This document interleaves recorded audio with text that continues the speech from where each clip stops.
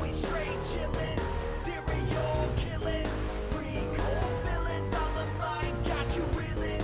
5-star rated from the floor to the ceiling. If you catch a 1-star, no time for feelings. Got a team and DJ on the ones and twos. By the name Beelzebub, so don't get confused. So grab a seat by the fire, roast them all over two, and prepare to hear the legend of the straight chillin' crew. What up, nerds, and welcome to another grumpy episode of Straight Chilling, the weekly horror movie review show where you chill and we kill, slice, dice, and chop up yet another horror movie. My name is Bob. I'll be your host for the evening. This is episode 520, recorded Sunday, March 16th, 2025. Tonight we're talking about the winner of the March poll, which was Pirates of the Caribbean, Curse of the Black Pearl. Before we get into it, let me introduce everyone else on the show tonight. First up, calling in from Washington, D.C., we got your boy, Rand Diesel. What's up? You think a pirate lives in there? What's going on, baby? You ready to talk pirates? I can't. I'm having a hard time tonight. I'm having a hard time because I had to decide whether I was going to enjoy some pirate rum or some Irish whiskey, because it is also St. Patrick's Day. I went with the whiskey. I'm wearing the green, but, you know, we'll see how the night goes. I might have to take a single shot of each for each moment. Just do a half and half. Whiskey and rum Yeah. together. Like, what could That's go a wrong? cocktail. I'm a mixologist. Nothing could go wrong. I know. Trust me. I know.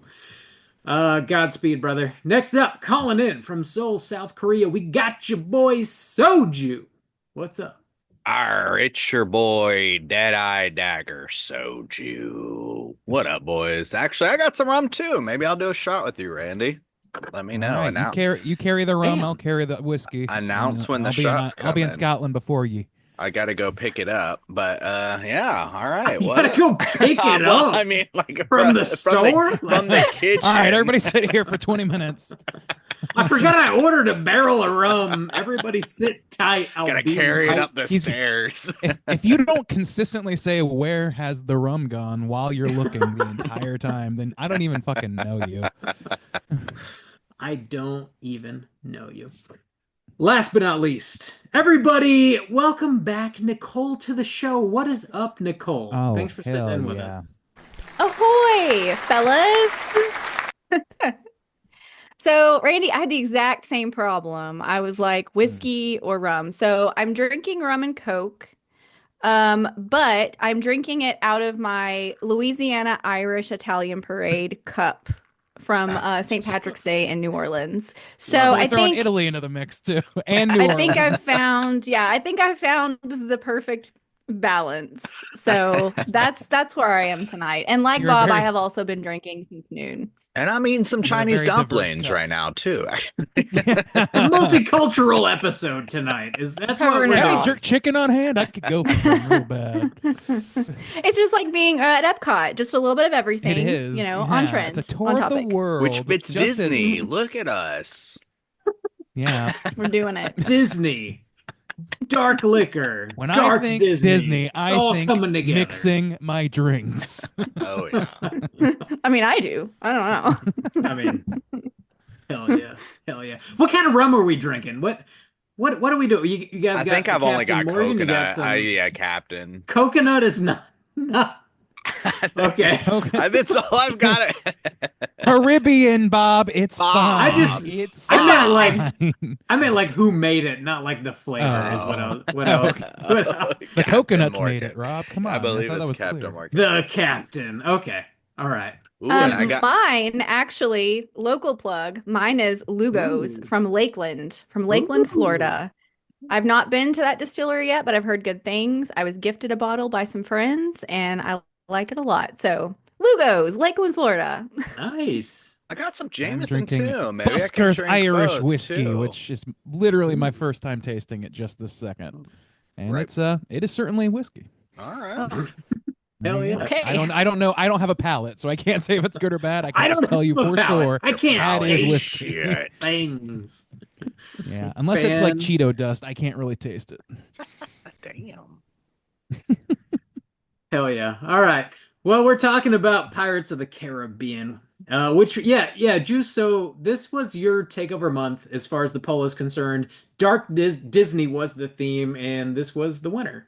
It was, and it So was here we are. specifically designed to have Nicole on. She's our Disney expert. And yeah, I mentioned this before. So last year I wanted to do this specific film with Nicole for Creature Comforts, since I knew she loved Disney, Mm. and I just hadn't seen this movie in a while, and I really do love nautical themed like horror and stuff like that. And Yeah. so heading into the kind of warmer months, I thought this would be great if I could pick it for my takeover. It won, luckily, and here we are. 1 year later, Nicole, we Just finally had to got put it up it. against a couple paper We're tigers. doing it.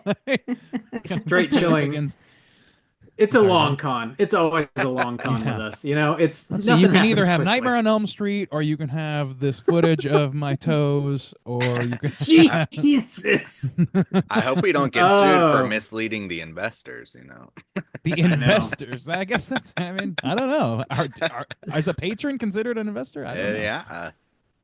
Nicole, sue me. so you've got a couple podcasts. One of them is horror centric, and I feel like most listeners of our show probably do know about Light and Shadow podcast, but why don't you remind them and also tell them about your Disney podcast?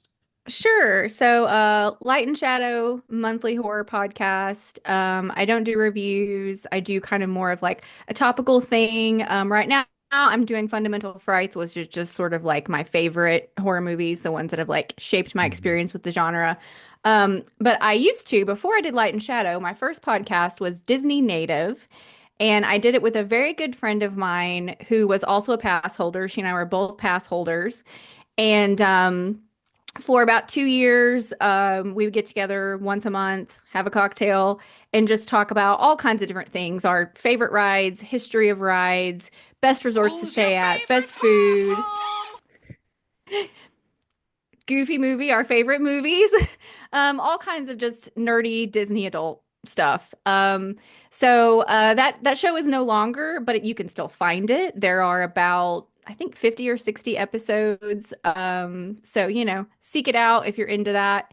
And also, I not only was I a pass holder when I lived in Florida, but I worked at Disney two different times. I was on the college program in 2005, and I worked on Main Street Magic Kingdom, so like the big show. And then I also worked at the Boardwalk Resort at the ice cream shop in 2010. So Hell yeah. Disney for me is just like I love it as like a vacation, but it's also a little bit of like a second home to me. Like since I've seen all the behind the scenes, like I know how the sausage is made. I feel really personally invested in it since I was a cast member for a while. And it's just something that's sort of stuck with me throughout adulthood. So always happy to talk about the parks, the movies, the whole shebang. I'm here for the magic. So the sausage is piglet free, right? I mean, I can't eat any of that stuff. So, I mean, I can neither confirm nor deny. oh shit. They only put the piglets in there, There's actually. non-zero amount of Damn. piglet in that And sausage. and I definitely never saw Walt's frozen head. Never saw that. Oh, come on. That's because You we didn't have it work here there. in Come Korea. on. Disney Korea. It was exported for some reason. Hey, they love Awesome. Asia. You might be getting one in Korea at some point. That would be nuts, yeah. Cool. Check out Nicole's shows everywhere. All the places they exist. We do have a little bit of housekeeping we need to tackle real quick on our end here. If you guys do support us over on our Patreon website, we have our April poll currently posted. If you hit us up at the $5 level or above, you get the chance to vote on a movie we're talking about this April. The theme for April is Part Deuce, and the movies you're voting between are Child's Play 2, Friday the 13th Part 2, and Nightmare on Elm Street 2. Whoa, Bob, how those deuces looking? The deuces are looking mostly the same, to be honest. Yeah, no shifts, huh? Slight shifts. Nightmare is still on top. Friday is still in second place, and Child's Play Deuce is in last place. Well, somebody Damn. made us Grill it next change time, Shoki. Child's Play Deuce. What was it? It was Hellraiser Deuce And I wonder if that would have Oh, been yeah. more competitive. Somebody insisted. forced us to Somebody change insisted, absolutely. someone. Really put the pressure on. Man, I it's honestly really don't even easy to remember who it insist when was. nobody has a very firm opinion. You don't. I really don't. I don't remember who it was. It might have been me. It could have been. I don't remember either. I honestly don't remember. I don't I think think it I was me. suggested Child's Play too, and I was Oh, like, Yeah, okay. yeah. Randy Oh, did. I don't give a pretty sure it fuck. was. I The fact that didn't care either. Justin had no idea is hilarious. But yeah, Randy, I think you wanted to keep it more like slasher centric. I think. With yeah, I the, think that's the, right. the three And also, movies. just like I know there's a lot of affection for that series, but clearly not Yeah. enough. Apparently not. Or for that particular installment is what I meant to say. But Yeah. Yeah. Well, get your votes in before the end of the month. We'll see what we're talking about this April. We're also dropping mini casts every other Friday over on Patreon. This past Friday, we just dropped an episode on Heart Eyes, the Valentine's Day slasher film. Your boy Soju was talking about that, and I believe he was just shitting all over it. No, that is wrong. I didn't. I didn't listen. I have no idea. if I'm being Yeah, I honest. believe that. But no, yeah, I cover that one. It was a very clear rom-com slasher blend. Rom-com. Rom-com. No, they actually put in the work to like make all the rom-com beats kind of hit and everything like that. So, yeah, it was an interesting type of slasher. Yeah. Check it out over on our Patreon. Next up, we got a review on Companion dropping Mm. Who did that? I don't know. Friday the 28th. That was Robert. ya boy me, Mm. Bo Bear. Yeah. Borscht Bob, Yeah. Ya boy Borscht Bob. Talking about Companion. We did also reopen the You Pick the Flick tier today on Patreon. We do this shit. quarterly. If you guys hope to pick a movie for us to review on the show, this is the only way to do it. We opened this tier quarterly, 5 spots per quarter. They sold out in about 7 minutes today. So congratulations to A little everybody too that long nabbed a for my spot. liking. I mean, Yeah, we got to pump those numbers up. Yeah, like we come on, guys. Like, you fall asleep at the wheel? Like, what's going on? come on now. 7 minutes? What's going on? Congratulations to Nicole for grabbing a What? U pick. Yeah. Yeah. Hell Just yeah. a hostile takeover of the podcast. Here Listen, we go. and well, you guys inspired me because the movie that I picked, I had kind of forgotten about it, but it's right on this dark Disney track, so I'm gonna keep that train rolling. Ooh, So keep that under wraps. I don't even know what it is. yeah, yet. just a little teaser for the folks. Stay Mhm. tuned. All right. Hell yeah. Also, congratulations to Hydraberg, Miles, Alice, and Mike for grabbing a You Pick the Flick spot. Is that Alice, Nice your job. Alice? That is my wife. I may or may not be in a domestic partnership with one of these patrons. Can't wait. It's high. I don't know which one. It's up to you to decide. Okay. Look, we got to keep some obscurity here, some mystery in the mix. Congrats to you and Randy. Hydra. We're very Reach arounds happy. for life. Am I right, Baby. buddy? The man can reach around like nobody I've ever met before in my life. He's got a certain poetry to it, let me tell you. That's it for Patreon. Do you guys have anything else you need to plug? I don't have a damn thing. Yes, I did a guest episode with Caitlin over at Plug It Up. I Ooh. believe that Oh. episode's probably coming out this week. I'm not 100% sure on that, but it is on the ninth gate, so double dose of old Johnny Depp for me Ooh. this week. Mm. I had never seen that before. I actually never even heard of that movie before, to be honest. But it's a film from '99, and yeah, it's kind of got some what's the it's a Roman Polanski film. So his other movie Oh, good. was the Rosemary's horror film Baby? Rosemary's Baby. Thank you, Jesus Christ, I could Yeah. not. It's got some Rosemary's Baby vibes actually in there. But yeah, it was a pretty interesting flick, and we had a good discussion on it. So yeah, check that out Nice. over at Plug It Up. Cool. That's all I The got. depths. Check Yeah, it I got out. nothing else. Bob, you clear? You clean?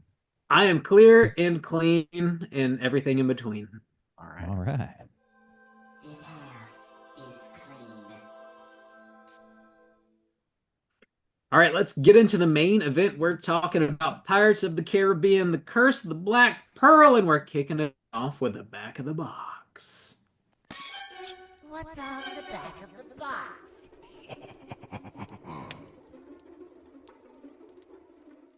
Mom, you got this box? You got the whole box set? There's like 6 of them or something, I think. There's 5 movies. I just have the first one on Blu-ray here. Oh, really? I I'm thought genuinely about getting surprised the by that. box set, but it's expensive, and I like don't really want to watch them all. It's So I just bought expensive? this. Disney? That's That's What? never stopped This you one. before. Neither Yeah. of these things have stopped you before. I did briefly consider like maybe I should watch all 5, and then I watched this one. I was like, no, that's enough. Like I It's a long don't. movie. I mean, I don't need to watch 4 Actually, more yeah, I mean, it's movies. been a while since I've only seen the like original trilogy. I've never seen Me 4 too, or yeah. 5 actually. Same. we are. Yeah. I mean, yeah. Well, are we all We're on the basically same page doing on like, that? have you seen it before? Yeah. We're jumping Yeah. into it. But yeah, Pirates of the Caribbean, Curse of the Black Pearl. This is, I mean, you can stream it, you can buy it, you can rent it. It's very accessible. Watch it anywhere you want to. This is from 2003, rated PG-13 with a runtime of 2 hours and 23 minutes. This was directed by Gore Verbinski, which I don't know if I ever knew that, or maybe I just forgot that, but like, damn, I don't know how Yeah. that slipped my memory. This was written by Ted Elliott, Terry Rossio, Stuart Beattie, starring Johnny Depp, Jeffrey Rush, Orlando Bloom, Keira Knightley, a bunch of lovely, beautiful, talented actors. Plot synopsis brought to you by IMDb is as follows. A blacksmith, Will Turner, teams up with eccentric pirate Captain Jack Sparrow to save Elizabeth Swan, the governor's daughter, and his love from Jack's former pirate allies who are now undead. I feel like we've definitely all seen this movie before, but would we recommend folks check it out? Nicole, why don't you kick us off? Absolutely. Just to preface a little bit, I am super into all things dark Disney. And even though this movie I think doesn't quite take us all the way into dark Disney territory, it's close enough. It's close enough. Um, and so I was excited when this movie came out, but also like I remember being a little cautious about it because I was just like, it's based on a ride. Like, how good can it be? And I was just pleasantly surprised. I think this movie has a little bit of something for everybody. And so for me, as like a pure horror recommendation, like that's a little hard because that's not really what this movie is. But honestly, I think this movie you can watch it with your friends, you can watch it with your family. All around, I think it's yes, it's a recommend for general audiences. Hell yeah. Randeezy, what about you?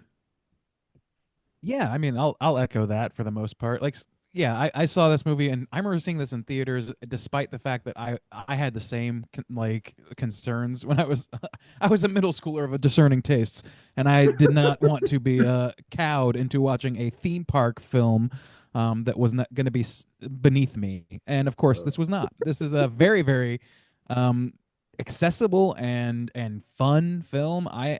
If it weren't for the fact that I'm married to the one dissenter I've ever met, I would say that you'd have to be pretty joyless to not like this movie. So, Well, um, yeah, I really like this movie a whole lot. We're gonna get into it. I have a lot of nostalgic affection for it too, and we're gonna get into that too.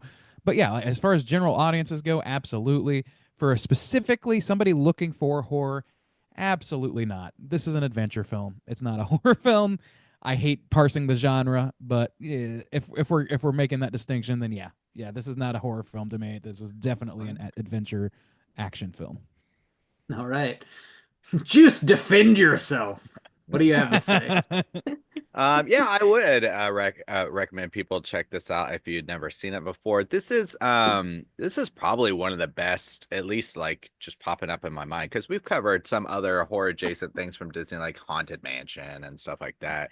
This is the best like live action Disney movie that kind of sticks out in my mind, especially when when I think about this movie, I think about Disney kind of having their big boom in the 90s with their animation and then kind of like transitioning out of that. And I think this was like a huge success. And I think very surprised by that at the time and even kind of today. Yeah, I think this movie is really good and a lot of fun. And I love the kind of horror things that it's playing with, just the haunted nautical themes, the ghost ships, the skeletons and stuff like that. So it's not horror, but it has the horror elements that we don't get a lot in a lot of just other like standalone properties. So to get that kind of horror fix, I think this is really fun watch. So yeah, I would recommend people check it out. Robert, how about you? Would you recommend people check this out? Yes, absolutely. I would recommend people check this out. This is like a great gateway horror movie. Like I think like Scooby-Doo like Ghost Pirates, and then I think like Pirates of the Caribbean Ghost Pirates, and then I think like The Fog Ghost Pirates. And then like it's this nice like ramp up into the horror genre. And I forgot, it's been years since I've seen this movie. I forgot how much like straight up just murder happens in this. Like a ton of murder for like a PG-13 Disney movie. So like is this horror? No, it's not, but it is about ghost pirates or like zombie pirates, however you want to, frame exactly what they are. So like I think it's a really nice gateway horror movie. So like, if you're a hardened horror fan, it's probably not going to like scratch your horror itch, but I think it might get a younger group of people interested in like, I don't know, maybe one day watching The Fog or something like that. So I think it definitely has its place in in our show, in our conversation, generally, just being considered. So yeah, I, it's worth I watching. think It's this. Sorry. Go yeah. ahead. No, yeah, it's just generally recommend for me. That's about it though. I think this movie is gonna more likely influence young kids to play Kingdom Hearts than it is to get them into horror. But that's just me. Hey, you never know. Yeah. If you're watching I'm this not with saying it's like impossible or that it yeah, doesn't if happen. you're Don't watching get it me with wrong. your little nieces and they are terrified at the skeleton parts, oh, you know what? We can't move on. If they're into it, maybe we Hmm. Is that can a try story other from life things. or is that a hypothetical? No, because my Okay. my real life nieces are not so much into scary things. We'll see. I see. Okay. You kids ever All right. heard It's of definitely John scarier than Ghost with Carpenter? Patrick Swayze. I'll tell you that much. So Carpenter, eh? Carpenter. Cool. That what's sounds next? like I guess a recommendation, Yeah, sort I of, think we all mostly. recommended it. Man, Yeah, there you nothing but lukewarm recommendations from my crew. go. Watch it if you want to. Who gives a fuck? Okay, here comes What your are we doing spoiler here? warning. Here we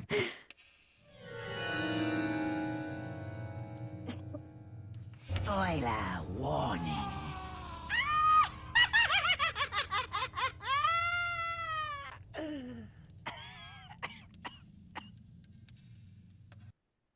So Gore Verbinski did the whole, like the first trilogy, and this is the first movie he did after The Ring. Isn't that crazy? I did That not is know crazy, that. yeah. That is insane to me. This is the The movie I Ring think about when I think about Gore 2002, Verbinski, honestly. and then The Pirates right after. This is the movie you think of when you hear Verbinski's name. Is that what you said, Yeah, Brandon? for whatever reason, that's Really? the synapse that fires. It's Yeah, always I The don't know Ring, why. and I never realized this was him. I don't Yeah. think of The Ring as having a director. It That's a just movie that just- existed. It's a carbon copy of some Japanese director's film. That's what it To be fair, he also did Mouse Hunt in '97, which I used to Whoa, love when I okay, was a hold kid on. too. Yeah. Let's Me too. let's Hang get on. the Oscar discussion started here. Hang on, really quick. This is how his films got released. Mouse Hunt '97, The Mexican 2001, The Ring 2002, Pirates of the Caribbean 2003. What the fuck? That's Damn, a journeyman dude. director. He likes to You mix know? it up. That's nuts. I respect a versatile director, even if I don't love most of his output.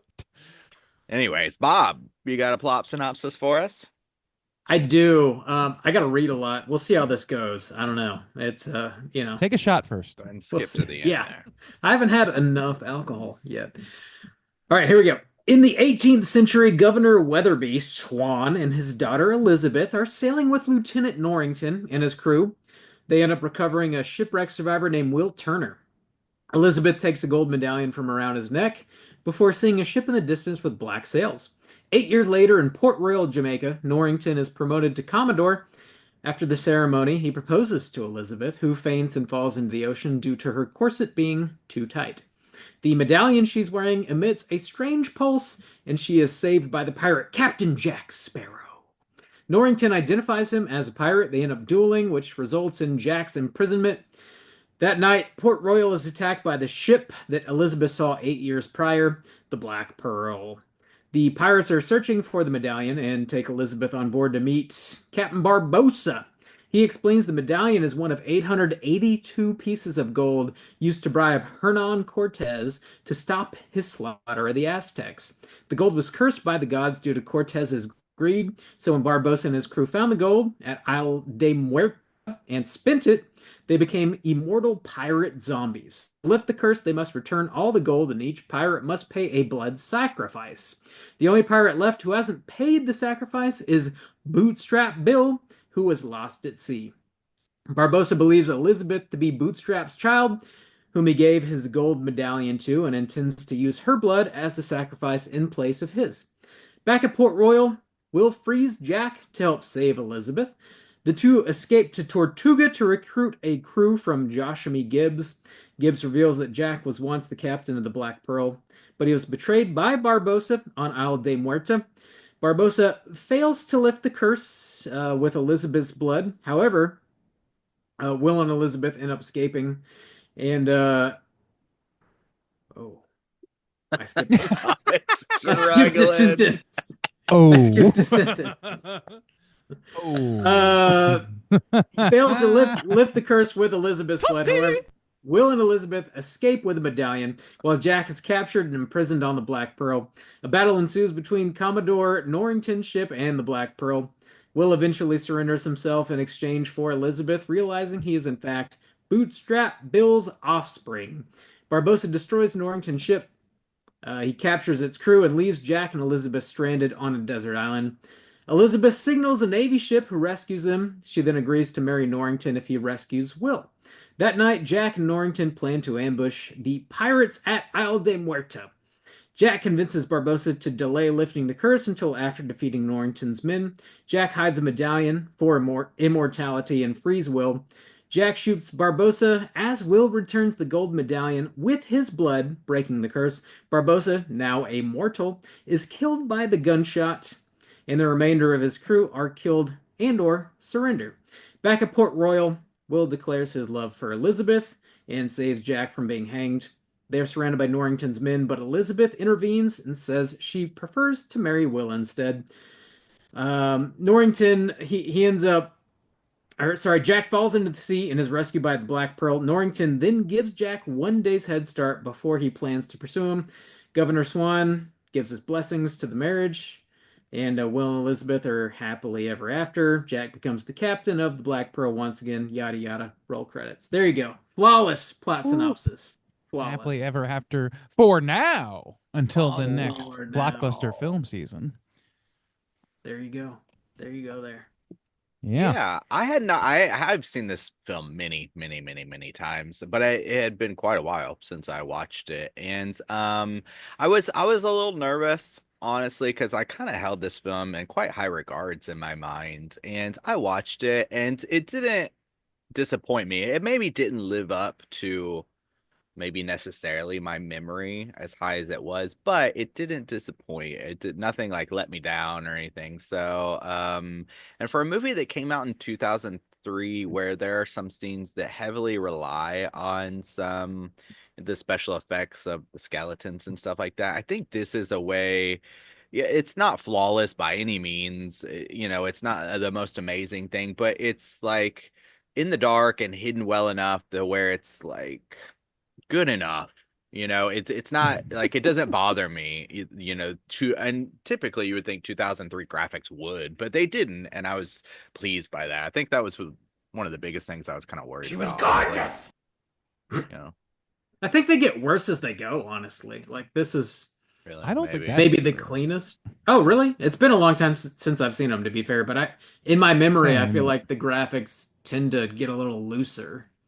I say that specifically with Davy Jones in mind. I think the at least the art direction and like the graphics on that shit was pretty fucking great.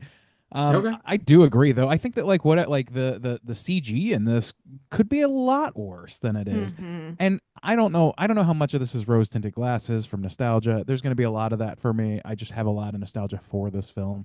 But watching it even now, it's like I don't know. There's something about the tone of this movie. If this movie was trying to be darker than it is, trying to truly be horror, it would not be sufficient. It's not scary, but it is evocative, and it is, it plays to the charms of the zombie pirate without actually, leaning so hard as to be hyper believable.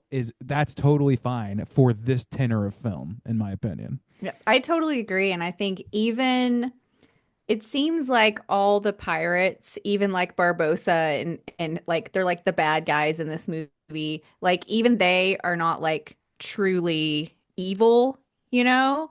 Um, and I think that makes it kind of charming. Like even when they like capture Elizabeth and like have her on the boat, even that interaction is like you never feel like these pirates are gonna like really harm her. You know, they have her as like a pawn or whatever.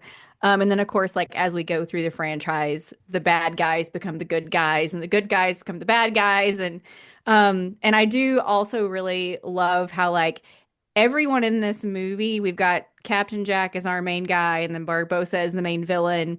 And they're trying to one up each other, but so is everyone else. Like Elizabeth's trying to Mhm. one up, and Will's trying to one up, and Norrington's trying to one up, and everybody's got power over different people, and all of that like little interplay where you're not sure like who you can trust. I think that all makes it really fun. And to your point, Randy, like they're not trying to do something too serious. So like even in this movie, when we have like villains and we have stakes, it's always still that like fun adventure level. And I really appreciate Mhm. that.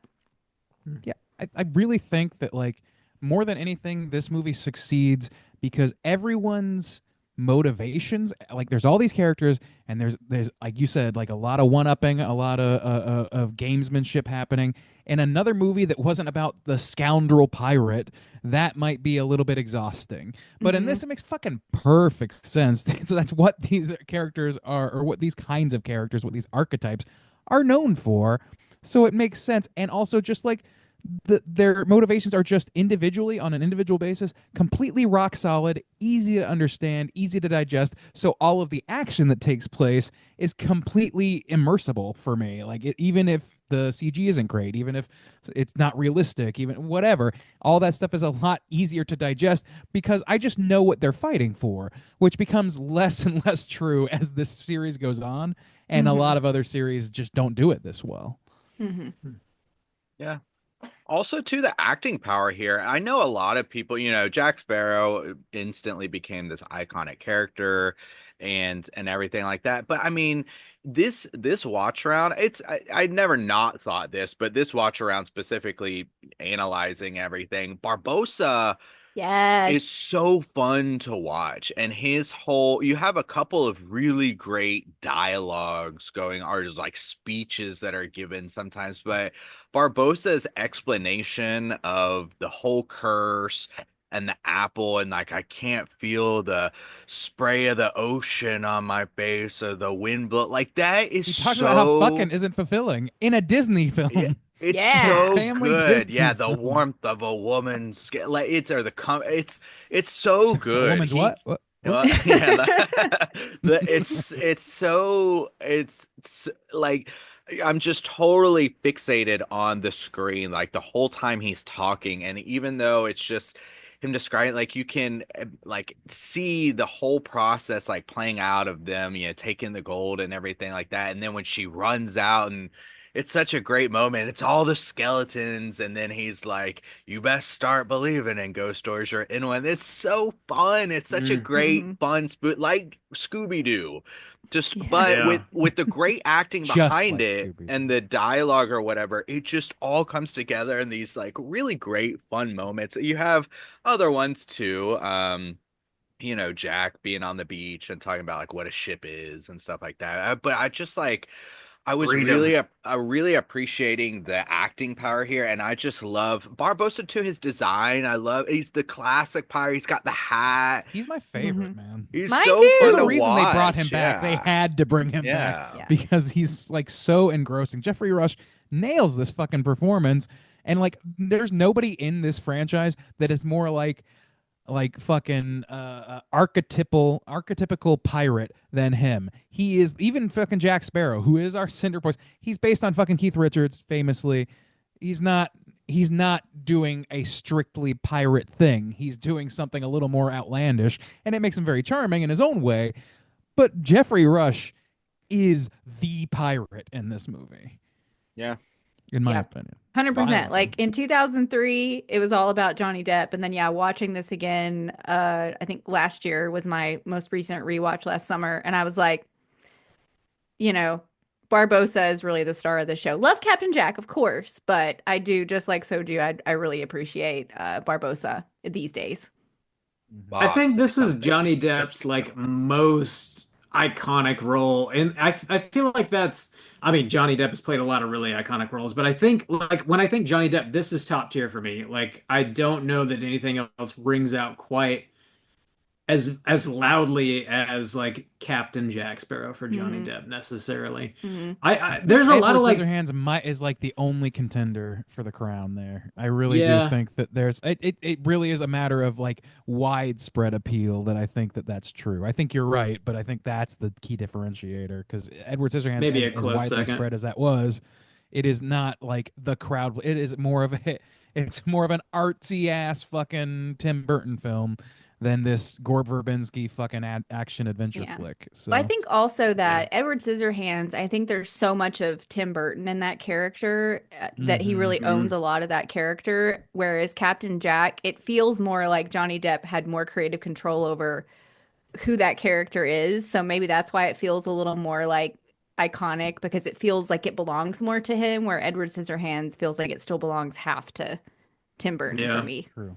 And we're all, of course, forgetting the Mad Hatter, his famous turn Oh, as the jeez. most beloved character of all time. He had a lot of like ad lib lines in this movie. The "Ya savvy," like him saying that was like an ad lib line. Also, like him Ad-lib- dropping in ad-lib the line. him dropping in the like the eunuch. Like, you're not a eunuch, are you? Like, Was that an ad lib? That was an ad lib, and he That's pretty he great. worked it in at least twice, maybe three times in this movie, and that was Yeah. one of those things that like when it happened back in like 2003, I didn't really think much of it, but like watching it now in like 2025, like if this movie came out now, can you imagine like the outrage of like, oh Disney, oh they're grooming our kids, like the shit that people would say if this movie came out now is fucking, it would Wow. blow your fucking mind. Like it's just a silly movie. It's a silly That's movie. true of every fucking movie. Like, Yeah. Yeah. like you're not wrong, but also I don't know that they would get hung up on that, or it would be something fucking I stupid. mean, there like is, that, if you want to be real about it, there's like actual grooming in this movie, and like, but the thing is, like, I don't think that anybody would have a people problem with bathe that. in this thing. Just Jack Sparrow saying the word eunuch, because like Elizabeth being in, like what, 8 maybe at the very beginning of this Oh yeah. movie, Mhm. She's and then we young. jump 8 years into the future. She's probably whereas- 10. maybe. So yeah, 16-ish, 'Cause 20. I think I Keira don't know. Knightley was around like 18 or 19 when She was filmed this, right? 17. Oh, 17, I think okay. people I think people are far more likely to get like if this movie was released today, the thing that would get people more pissed off is the line of about the corset, because God forbid anybody make a comment about women difficulties of any kind.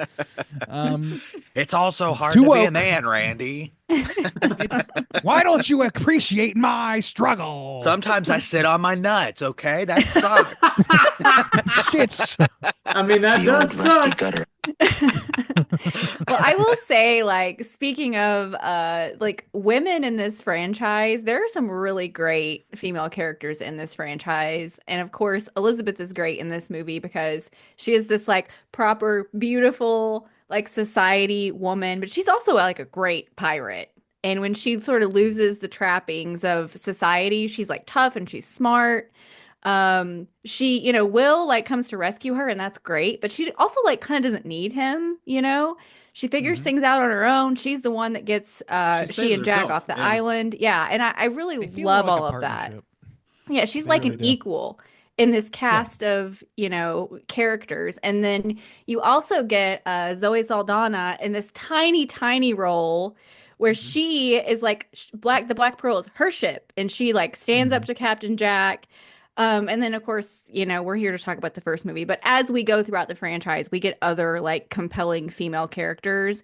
And I find that really neat in because when you think sea salty pirates, you think like gritty, dirty men. You don't think about like strong, beautiful women. And so that is something You can that tell a freshie from a salty by its long, narrow snout. that was Really loud. loud. Damn. That was really loud. I haven't used that bump in a while. There was like a really, really famous female pirate. I'm blanking on her name. I believe she was Ooh, I'll look it up. Chinese. And Yeah, you're yeah, right. she had like 1,800 or like 2,000 ships at her disposal and like absolutely like wrecked people's Ching days. Sui, Seo, Ching Seo, Sure. Ching. I don't know how to pronounce this. CHENGISAO. And apparently, there's going to autoplay some video on this website. So, thank you. Yeah, there you go. Autoplay bullshit. Well, That there sounds right. is, and I think the third one, when you have the whole like pirate council, there is a Chinese woman on the Mhm. council. So I wonder if she's based on that real life pirate. Maybe so. Possibly. Yeah. And from my understanding, like she never actually was murdered or like had to back down. She ended up just like doing basically whatever she wanted to, and then like negotiated for her own freedom and then retired wealthy and like lived a full life. So like good for her. Woke. This Too one, woke. yeah, Xing Yeah. Yi Sao is a former sex worker turned pirate Yeah, queen who yeah. terrorized the South China Sea in the 19th century. What That's a awesome. resume. Yeah. Get you a Right? woman who Yeah. can terrorize. Who can do both? Oh, here I am wasting my life in advertising. Yeah, you and me both. Pirate's life for me. But I actually this time around, I mean, this probably was always the case, but I know back in the day, I never really felt this way because I wasn't big on Lord of the Rings, but old Orlando Bloom, man, he just like he's not a great lead man, to be honest. I know people are crazy He's just like a about white him. dude with a nice face. You know what? I think he's the his face. most appropriate role for like how he is was when he played that kind How of he pathetic is. prince in Troy.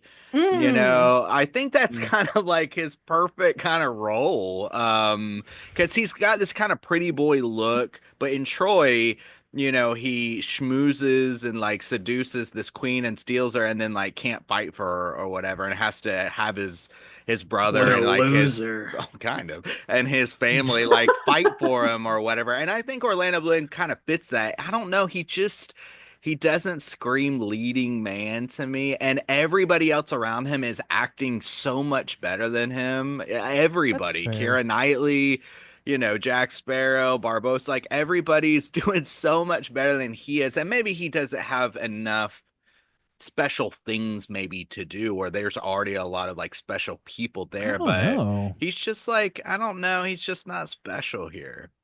I really feel like it's not the writing. I don't think is the issue with that because like the bootstrap Bill character, like all that shit, like he is pivotal as both a functional piece of the puzzle, and also he has a lot of agency and he has clear desires, clear wants, and you know, and like the ability to surprise. He surprises at the end when he like rescues Jack and all that stuff. So I think that like I think it's got to come down to Orlando's performance, which honestly, like I didn't like really consider that. I think the nostalgia goggles maybe just completely gloss that, but I think you're right. Like he is the weakest of the principal actors in this movie. Yeah. And I don't think he's bad. I just feel like No, yeah, not in at in all. a cast of people that have a lot to offer and a lot of character traits going on, he's just more of a normal guy. So I think it's harder for him to stand out. But I will say, Juice, like I think he's very compelling as Legolas in Lord of the Rings. I do think that.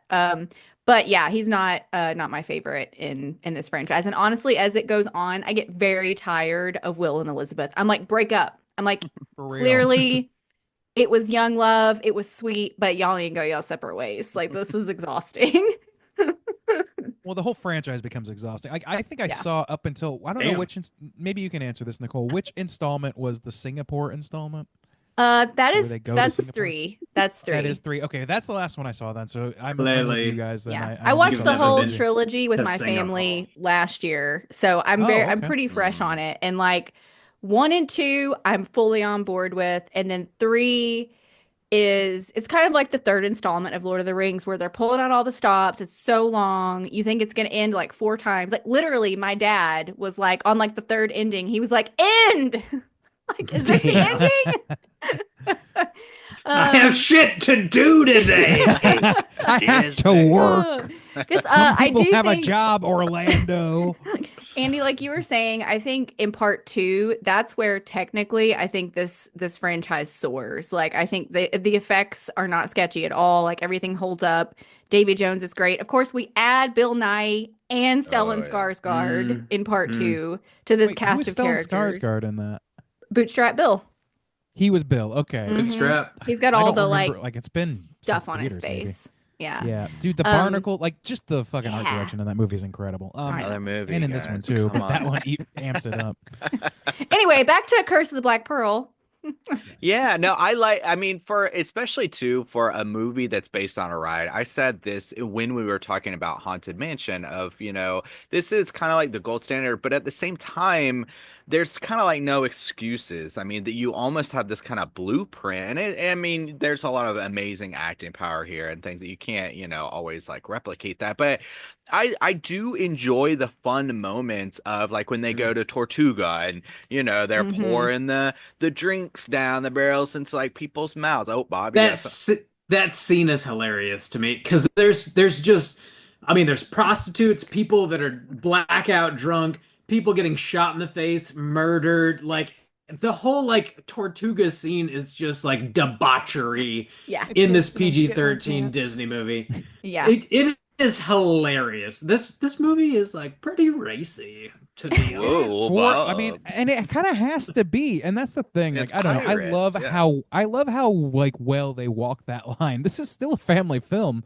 I want Yeah. like nobody really batted an eye when we were kids about this movie. Yeah. At least not in my circles. We watched it on field trips, on like movie days, whatever. Jack It was an gets easy slapped by go-to. like 2 or 3 different prostitutes in that one scene alone. Like Mhm. But because they don't talk explicitly about fucking, it's totally fine. it's okay. It's all implied. But I mean, It's to all be implied. fair, I mean, when you go back to the ride, that's what's happening in the ride Yeah. too. It's this children's ride, and it's like one of the rides that's for really small kids. That's like a really small kid's They are ride. burning down the village, burning Yeah. it down. It's the They they're made minor drinking. They have adjustments, the though. I'm sure jugs di- with I'm the sure that's- XX and shit like that. Yeah. Time to They grow have up, made kids. adjustments to that thing. We're to make it a grooming little you. less horrible. Yeah, we're grooming you. Time to get groomed. Where's me clippers? Oh my gosh. Like my dog. But I mean, I do like the moments that they bring into this, and they sing the song and stuff like that, but none of it feels too hokey. It all feels like in good fun. It never Mhm. feels like anybody's does. like looking at the camera like this, like, this is what you fucking want, isn't it, you sons of bitches? I go back and forth on that because I kind of feel like it is that, but I still love it. I just like Yeah. it's well embedded in the You material. It does would. not Exactly. distract. It is well embedded, Mm. and that's where like I think it could easily have gone astray Yeah. with just like simple pandering. It does have pandering, but it's well, I think- well intertwined with things. You know what it is, I think, is that the moments that harken directly back to the ride. If you're someone who knows the ride, you see it and you're like, "Oh, cute." If you're not someone that knows the ride, you don't even clock it. You know how sometimes when people try to shoehorn stuff in, you feel it, even if you don't understand the reference, you're like, I think that was a thing and I don't get it. But like this movie, I feel like doesn't do that. And I think my favorite instance of that is when they go to wake up Gibbs and they have to throw the water on him because he's sleeping with the pigs. There's a scene in the Pirates of the Caribbean ride where there's a guy like happily sleeping with the pigs, and I've always found it to be like this really charming little aside scene. So when I saw the water get thrown on Gibbs to wake him up because he was napping with the pigs, I was like, oh, I love it. But like, if you didn't know that, you're like, I oh, it's didn't just a know that. salty dude, just living his dirty life.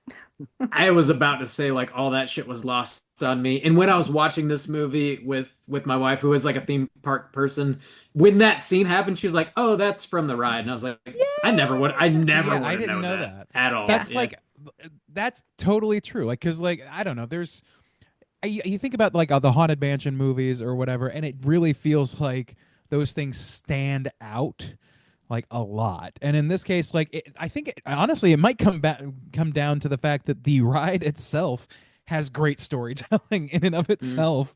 It's just Yeah. got little vignettes that are easy to integrate into things as a matter of course, not forcing them in.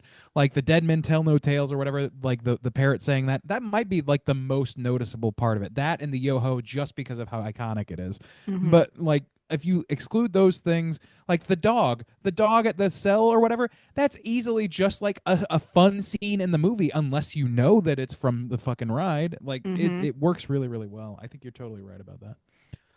Yeah, I Yeah. also love the pirate designs. I love how, because that's something, another thing, the twist of that has nothing to do with the ride at all. So them being cursed and being skeletons and stuff, that's this whole original idea, and I love how they utilize that.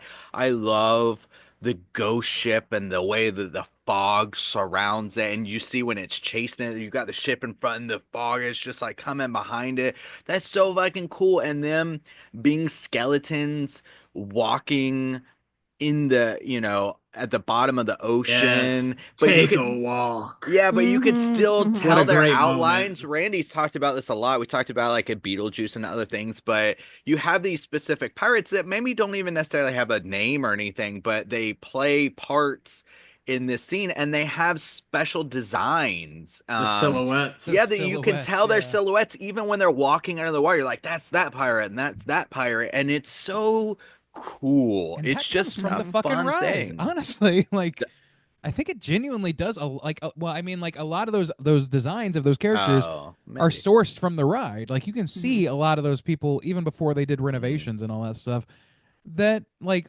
specific hats that they wear or specific beard formations or whatever. Like the artists who art directed that ride were so strong that their fucking work carried over perfectly into a fucking cinematic film 30, 40, 50 years later, and it 50, works yeah. perfectly. It's incredible. Yeah. You know? I wanted to ask you guys specifically about the horror elements. Like, what do you think the identifiable horror elements are in this movie? Well, like When you they don't. walk Oh, under the ocean. Well, really, anytime I guess the moon is out and you see them like in their natural form, which is like a rotting corpse of a human being. But specifically when they all start walking under the ocean and then climb up the ship and just start murdering people in the middle of the night. Like that is the most horrific scene for me, I think. well, I mean, Well, it's there's also funny sorry, go because ahead. in Cheers. any haunted house, you'll have the skeleton outline and skeleton design, but it's hard to pick a whole lot of movies where skeletons are the specific monster. And I know that this has a lot, they're zombie, dead, cursed pirates or whatever, but you actually get representations of skeleton monsters. Representation matters. It does. Representation Yeah. matters. The So, skeletal community will not be erased. well, just for such an iconic type of spooky thing, of the Mhm. skeleton, you don't get a whole lot of it in cinema necessarily. And so to have these specific kind of scenes that have skeletons as the kind of monster, the fear, the thing that people are running away from or fighting, that's really cool. I like the skeletons here. It's Mhm. miles away from House on Haunted Hill, I'll tell you that much. But yeah, and then being tied to the moonlight too, I think was a great, tie into the moonlight shows us Yeah. for what it is. Like Mhm. that's just, Mhm. it's just smart choices to Yeah. integrate these horror elements into it. Because yeah, it could be like just they're always covered in fog or like whatever. It's just, I don't know. It works so well with the spookiness of it. Hey, we've been waxing this movie's ass for a Damn. good several minutes here. I'm curious to know where our negatives fall. There are a few things I mean that are like ultimately kind of feel nitpicky because I very much enjoy this film, but I'm trying to be put on my critic hat here. Time to take it down a peg or two. Let's take I mean peg leg or I two. gotta be a cruel piece of shit or else I'm not a critic. So like I hesitate to even say the phrase plot holes because it's fucking passe at this point boy. to even go that route. But like I love the scene of them like walking the ocean floor to get there. I love that stuff. It's great as a set piece. However, it runs counter to things that happen early in the movie, in particular when Elizabeth is threatening to cast the Aztec gold overboard as like her bargaining ship. And Yeah, they're all like like they could never terrified that find she's it. gonna drop it. It's like these Yeah. motherfuckers don't have to breathe. We find out later. So Yeah. what are they so worried about? Like little things like that. Like in a movie that has like as much structure around its internal logic as this does, that sort of thing can stick out. In this movie, I don't think it generally does for me, but that's an example of something that I could understand somebody taking issue with. So I guess that's where I'm starting the ball rolling. I only have one plot hole that actually really bothered me because I couldn't understand the logic of it. So they do a mutiny on Jack. He's separate from the curse, but specifically, we know Bootstrap Bill is a part of the curse because he sends a piece to his son so that they can't have it in revenge. So the logic should be that they threw him in the bottom of the ocean, but he also should be a skeleton. He's immortal, yeah. He shouldn't be dead. Which that is Is part this- 2, right? I think that's the But second comes movie. But in back, part 2, but he it's a does come back. different But the whole situation. the whole situation is he was dying. He died. Well, Cursed we don't have to get differently. in that. But he Oh, okay. So he's a part of the curse. He has a gold piece. He sends it to Yeah. his son. He should be a skeleton. But isn't it? I'm sorry, correct me if I'm wrong, but You won't be. they said you're cursed if you take more than one piece. Well, no, because So- Jack takes Catch one piece that. later. Yeah. Jack I only think has it's one any piece. I think it's just any of it. Because I believe. always understood it that like he went there, but then they got rid of him. So before they started spending the gold and scattering the gold, Jack was already gone. So that he Yeah. technically wasn't part of the curse because he But- wasn't because he Well, maybe wasn't. was thrown overboard before they got the booty because But all they- that Maybe Jack that's what happened was I'm Jack having a Sparrow. hard I'm If- having a hard time But remembering. then they did he wouldn't need actually his get there? blood to break Yeah. the curse. And They have also, to have his Okay, yeah, blood. that's and he wouldn't have been able to send a piece to Will. That's the whole thing. He has a piece of Yeah. the gold. He took one piece, and later Jack takes one piece, and he's a He does. skeleton. Mhm. So if Hmm. Bootstrap Bill took one piece and sends it to his son, Yeah. which we know happened, he would be a skeleton. This So, yeah, movie's bare Well, minimum, it's it's confusing. bullshit. Bare It's minimum. bullshit. It's all bullshit. This Movie- gore. 0 stars. We deserve May better. God have mercy on your soul. But this time around, I've never really thought about it. But this time around, I was like, well, if Jack can take one piece and Yeah, Bootstrap Bill yeah. took one piece, wouldn't everybody just assume that Bootstrap is a skeleton sitting at the Mm. bottom of the ocean right He now? should, yeah, he should He just should be be. living his life somewhere on a, island in the middle of the Caribbean, just Living his getting hammered on rum. non-life. Well, I feel forever. like Bootstrap took more than one piece though, because he was around when they were all spending them and doing their thing. And when he realized what was happening, he's like, "Oh, I'm gonna send a piece away." So that he technically took more than one piece. They all took more than one piece, but Jack was Yeah. already gone. Yeah. But This so is he should probably be a not worth the skeleton, though, nitpick. right? But he should He be should be logically, a he lo- should be a skeleton. It's Speaking zombie. of- yeah. A ghost Speaking of pirate. zombie skeleton pirates, another thing that I would argue is maybe a little fucking confusing and silly, but works to the benefit of the film ultimately as a spectacle, is Mm. Jack Sparrow specifically, and like really any of them, becoming skeletal zombie men the minute that they steal a piece of gold. Like he is automatically decayed the minute that happens. Why does that happen? You just don't Like, get it, Randy. That's the problem. that's exactly right. That's why I'm saying. Oh, because it's supposed to be like a slow process, right? Where Well, they I mean, they you would think that they slowly would realize. eventually You would think, decay and be yeah, like, "Oh my yeah. God, I'm not dying. Oh my God, this is a curse. I can't die. I can't feel, and I can't Slowly die. rot. How he I'm describes it, immortal and I Barbosa can't feel does. Yeah. anything. That's the Mhm. curse." So, Right. like if they immediately like went into the moonlight and like, "Oh shit, I'm a fucking skeleton. Let's go put this shit back." You Like, would have to. Well, I mean, just because it's a movie, you gotta you gotta show it. Like if he stepped in the moonlight and looked exactly the same but just didn't die, you'd be like confused. Like what?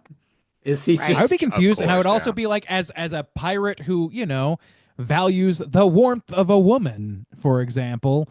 Yeah, that sort of Liar. thing might happen at You nighttime, groom and her. that's just not going to happen if you look like goddamn rigor mortis. So I My prefer boy the Rigor cold of a Mortis. woman. So it is a plot hole that we gladly forgive. So there's that one, happy to and forgive also it. too, a lot of those things there. I mean, they make the right choices because they're perfect for like the cinematic experience. Like you said, of course, if he wasn't a skeleton, it wouldn't like make visual sense. But also to the logic of he shoots Barbosa first. And then we have to have Yeah, this scene where it shows him drop it in, where it would yeah, make more sense if the piece was already in. Barbosa doesn't know that the piece is already in the chest, but Yeah. he's already yeah. dropped it in the chest. But they Mhm. got to make it cinematic. So, but really, Yeah. That's the that thing is whole like thing if doesn't that really didn't make happen, sense. Yeah. That's you fair. could Yeah. make an argument that like being that way is the curse, and they just like for whatever reason ignored it at first, and then eventually Yeah. you can make that argument. But you can't make that argument if you shoot somebody, then the curse is lifted, and then the bullet takes effect. Yeah, That doesn't make yeah. sense because otherwise, all of their fucking facial features being gone would make them bleed out of their goddamn face the minute that shit hits the dirt. So, Yeah. Oh Yeah. yeah. Did anybody think this movie was like 20 minutes too long, or was that just me? I didn't, and I actually think that's one of my Well, praising moments for about this movie is the Nice. pacing of this is like I was not bothered at like I could see that argument because I did not I looked at the runtime after watching the movie and I was like, holy shit, that was 2.5 hours. I had no fucking idea. I just was enjoying myself. I had an idea. I felt Okay. it. I was like, I can't argue with Okay, you, but I okay. will say Probably- that for me, I did probably not tighten hit it that up. way. It didn't And bother it me. never I can't think has. of anything I would have cut. I could see maybe around the timing of them dropping off Jack and Elizabeth on the island being like, okay, come on, like we need I could see that was- that, that but was my favorite scene. They find all the rum. I was like, well, this is in the movie here. Rob- I just mean like timing Rob's here wise, for yeah. drinking. But yeah, I mean, the but rum. it doesn't bother me. There's nothing specifically I would say like we really need to cut that out, you know. By the Yeah. way, one of my favorite, there's a lot of humor in this movie that still works for me. And one of my favorite comments happens in that scene when they're stranded on the island, when she's mad at him and she's like, well, how did you get off last time? And he's makes the comment, unless you've got a lot of sails hidden in that bodice, unlikely. I love that. I love it. I love it. You know what I noticed about that scene that I just never really understood before, and I could be wrong because it's not explicit, but she is trying to get him to be dead drunk. Like right? Yes. Like that. Yes. Like I never clocked that. I was always like, man, she's so friendly with him all of a sudden. I know that they're like stranded on an island together, but damn, like she's like leaning up on him and saying like, oh, let's drink to what I don't remember the specifics, but there was like every line that she says for like that entire string of her being drunk, him being drunk, and to the point where he's kicking it back and just falling out of frame, which is a great scene. Mhm. All of that is like manipulation, and I never clocked that. I don't know if it was just me not giving her enough credit or just like that I was just not picking it up, period. But for whatever reason, I picked that up this time. I'm like, man, she is like, I have a lot more like affection for that character than I did when I was a kid, as I guess what this is netting to. Yeah. She definitely knows that Captain Jack's here for a good time, so she's playing into that, and he's getting drunk and she is not. That That said, rum had to be barrel proof. It's for it to catch fire like that. That's Oh, Bob knows. pretty his high stuff. proof. Yeah, that's The good they stuff. don't make it like they used to. Rob still makes a pretty good rum runner, though. I'll tell you that. Come on down to Florida. Any other major points you guys want to touch on before we rate this thing? Ooh, I feel like we could talk about this for a long time, but I think we Yeah. covered a lot We of the clearly big, have a the lot of big affection. ones. We're here for a good time, not a long time. Let's Yeah. do it. Yeah. Let's rate this thing out of 5. Nicole, how do you feel about Pirates of the Caribbean, Curse of the Black Pearl? So clearly I love this movie. So I have a real fondness for the PG-13 like family adventure movie, like your Indiana Joneses and your Lord of the Rings and those type of movies. And I feel like we don't get them a lot anymore. Hmm. So Of for this me, quality, that's for damn sure. yeah, Pirates of the Caribbean is Yeah. like one of those like great franchises that fits that action adventure, family friendly but still fun movie. Action Um, adventure without politics or incest. I mean, that's pretty hard to come by these days. Pure grooming. and I like I said I fell in love with Indiana Jones movies when I was a kid, and like this to me just sort of like follows in that tradition. So there's a lot of nostalgia, even though I wasn't a kid when I first saw this, but there's still a lot of nostalgia for me. Um, and I think this movie manages to have a really just like well-balanced mix of adventure and humor, and then those little spooky elements that we like. The story is good, but also the characters and the actors, I think, really bring this movie to life for me. I think if we didn't have this great cast and these really colorful characters, the story wouldn't pop the way that it does. And all those characters really that helps to smooth out any plot holes that we may have. We just want to go along this adventure. Um, I really have very little negative to say about this movie. Maybe the effects are a little rough, but honestly, I think for their time, I think they're spot on. And even now, when you watch them, I think they're still pretty good. Like I said, Will and Elizabeth's relationship to me is maybe a little overly sweet, but I do love the end when, um, she says, no, he is a pirate. Like when her father is like, oh, you're going to marry a blacksmith. And she said, no, he's a pirate. I still love that line. Oh boy. Um, King's Awakening. No dry bodices in the building. I'll tell you that much. Damn. so, and also this movie is well over 2 hours long, and I think it totally earns it. I am the first person to criticize a movie for being too long. I'm the one who's always like, get an editor, get an editor. But this movie to me earns it. I'm in for the runtime. For me, this movie, it's a classic. It's a movie I will continue to visit from time to time. And I think general audiences are going to continue to find this movie of the decade. So it's a 5 out of 5 for me. 5 out of 5. Perfect Wow, film. there you go. All right. Ray and Deezy, how do you feel? Yeah, I mean, I feel like we've been very positive towards this film, and I don't see that going away from me.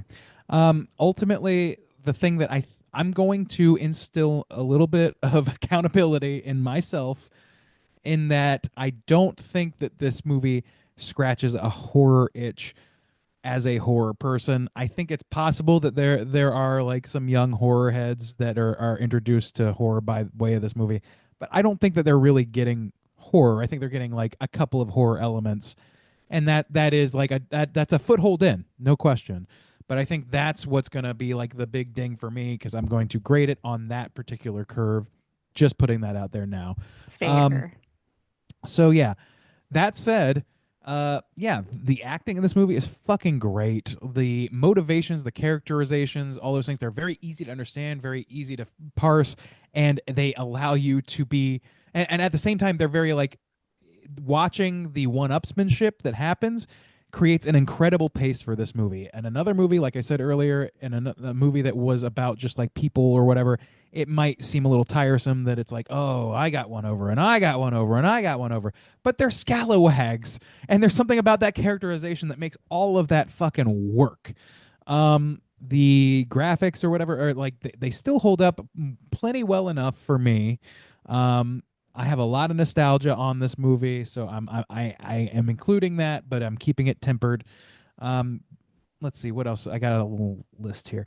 The length never bothered me. I think the pacing of this movie is fucking great. I think that, like, honestly, that one-upsmanship and the way that that's framed makes the length of this movie completely fucking acceptable. Every fucking 20 minutes, you can expect to be surprised by something. Somebody's motivation will have been turned on its head. Somebody's stated goals will have been recontextualized. Something will have been twisted. And I like it keeps it fresh through the whole fucking thing. Let's see. Yeah, I covered the horror adjacency, the acting. Oh, and this is the thing that we have not touched on yet, but needs to be said. This fucking score is incredible. Yeah, it is. It is an Mhm. all-timer. It is up there with your Indiana Joneses, with your Star Warses, with like this is fucking incredible score. And Amen.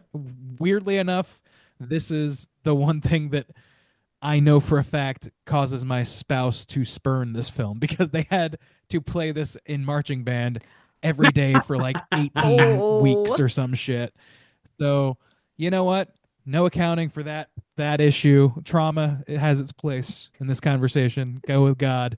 I fucking love this score. Most people do. It is so good.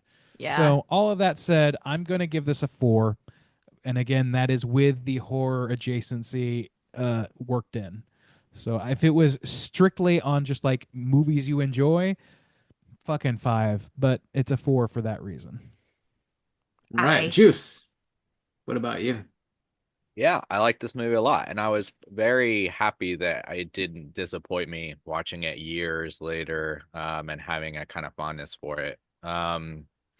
But yeah, I don't know. I just the also too the logic, like Randy was saying, the logic all checks out as far as like somebody getting one over. I like the kind of schemes and they all make sense, and I like also too. It's nice to have this kind of gray character. You know, a lot of times you always Mhm. have the good and versus the evil and stuff like that. And it is nice to have this kind of in between representation. And it kind of teaches some kind of good lessons in that way too, of like they're like, just of like don't trust everyone, or I don't know. I think the way that he acts or whatever, he's very friendly and like you kind of want to root for him, but then you see he's kind of a piece of shit a lot of the time, all these different things. So I think that's an interesting character to include, especially in a type of studio that likes to lean into that more like all good all evil type of representation, especially earlier stuff. So um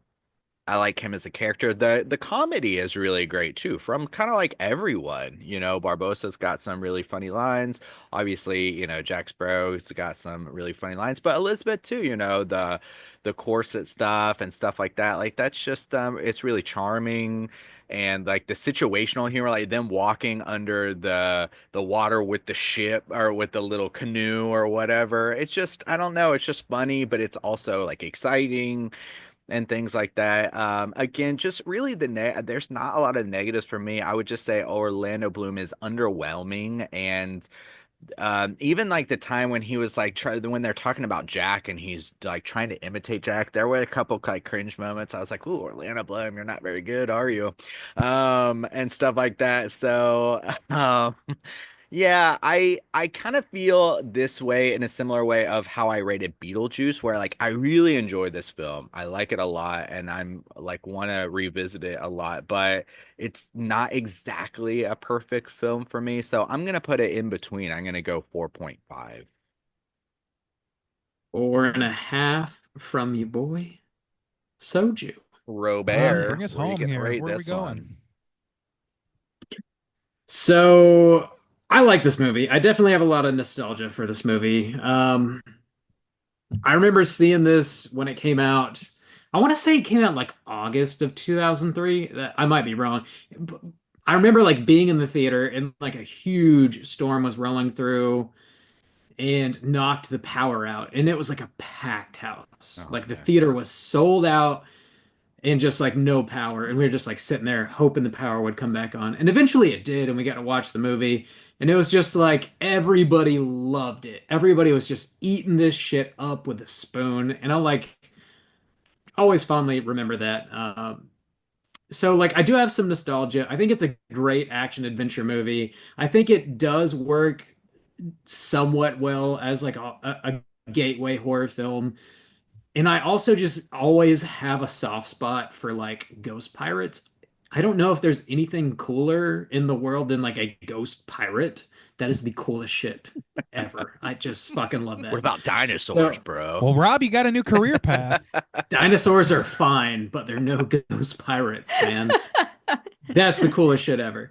I do think this movie sort of questions pirates in an interesting way, but also like makes you ponder, well, they're just doing what they got to do to get by.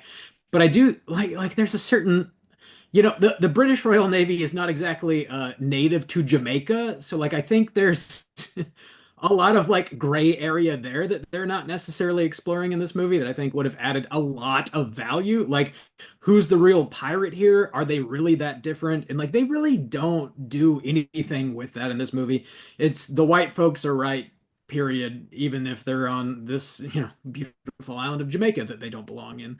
So I mean, like we get I there don't- eventually. We get there eventually. Dude, okay. Well, I don't know that I've seen that movie, and if I do, Well, it's- if I have seen it, that's I the just thing is, remember it, I like, guess, but Pirates of the Caribbean: Curse of the Black Pearl, in my opinion, is a self-contained thing. Like, it is Yeah. like it is its own thing. They expand upon it, and that is ignorable completely. Yes. It is. yeah, It's true. okay. But if you take it into account, sure. But I think it needs to be able to be taken on its own merits, just not just as a film, but also because it just stands alone. Anyway, Bob, I'm sorry. Yeah, I mean, there's plenty of like just straight up murder in this movie, like I mentioned, which kind of took me aback, to be honest. So like as far as like this being a PG-13, I think it's kind of a hard PG-13. There's a lot of like gruesome shit happening in this movie, that I guess I should give it some credit for if we're gonna grade this on like some sort of a horror kind of scale here. I think the action, most of the CG works, holds up well. I also like I said, this is like the character of Captain Jack Sparrow, I think, is just monumental, really, like iconic. Like I know people throw the word iconic around pretty easily these days, but I truly believe this character is iconic. It's an iconic and take. and I think it's Johnny Depp's sort of like most notable character for sure. And I think he famously had a lot of leeway, and maybe to like Disney's dismay. I read some like trivia about how like they thought he was trying to just tank the movie with like his take on this character. It was supposed to be like way more even keeled, or just a more flat take on a pirate, and he shows up with this like swagger and yes savvy, and they were like not about it at all. But I guess they ended up letting him do his thing, and like that's what made the movie really. I mean, many things made the movie, but I think that's what really pushed it over the edge was his take on this pirate, this rock star pirate character of Captain Jack Sparrow. So there's a lot of good stuff here. I like it quite a bit. As far as horror goes, it's light on the horror, but I think the horror is there. And yeah, I think it's a solid 4 out of 5. I think that's a fair rating for this here. That's gonna put our aggregate at a 4.4. So Alright. Good. let's go ahead and jump over to our Rotten Tomatoes segment and see what the critics and users have to say about Pirates of the Caribbean: Curse of the Black Pearl.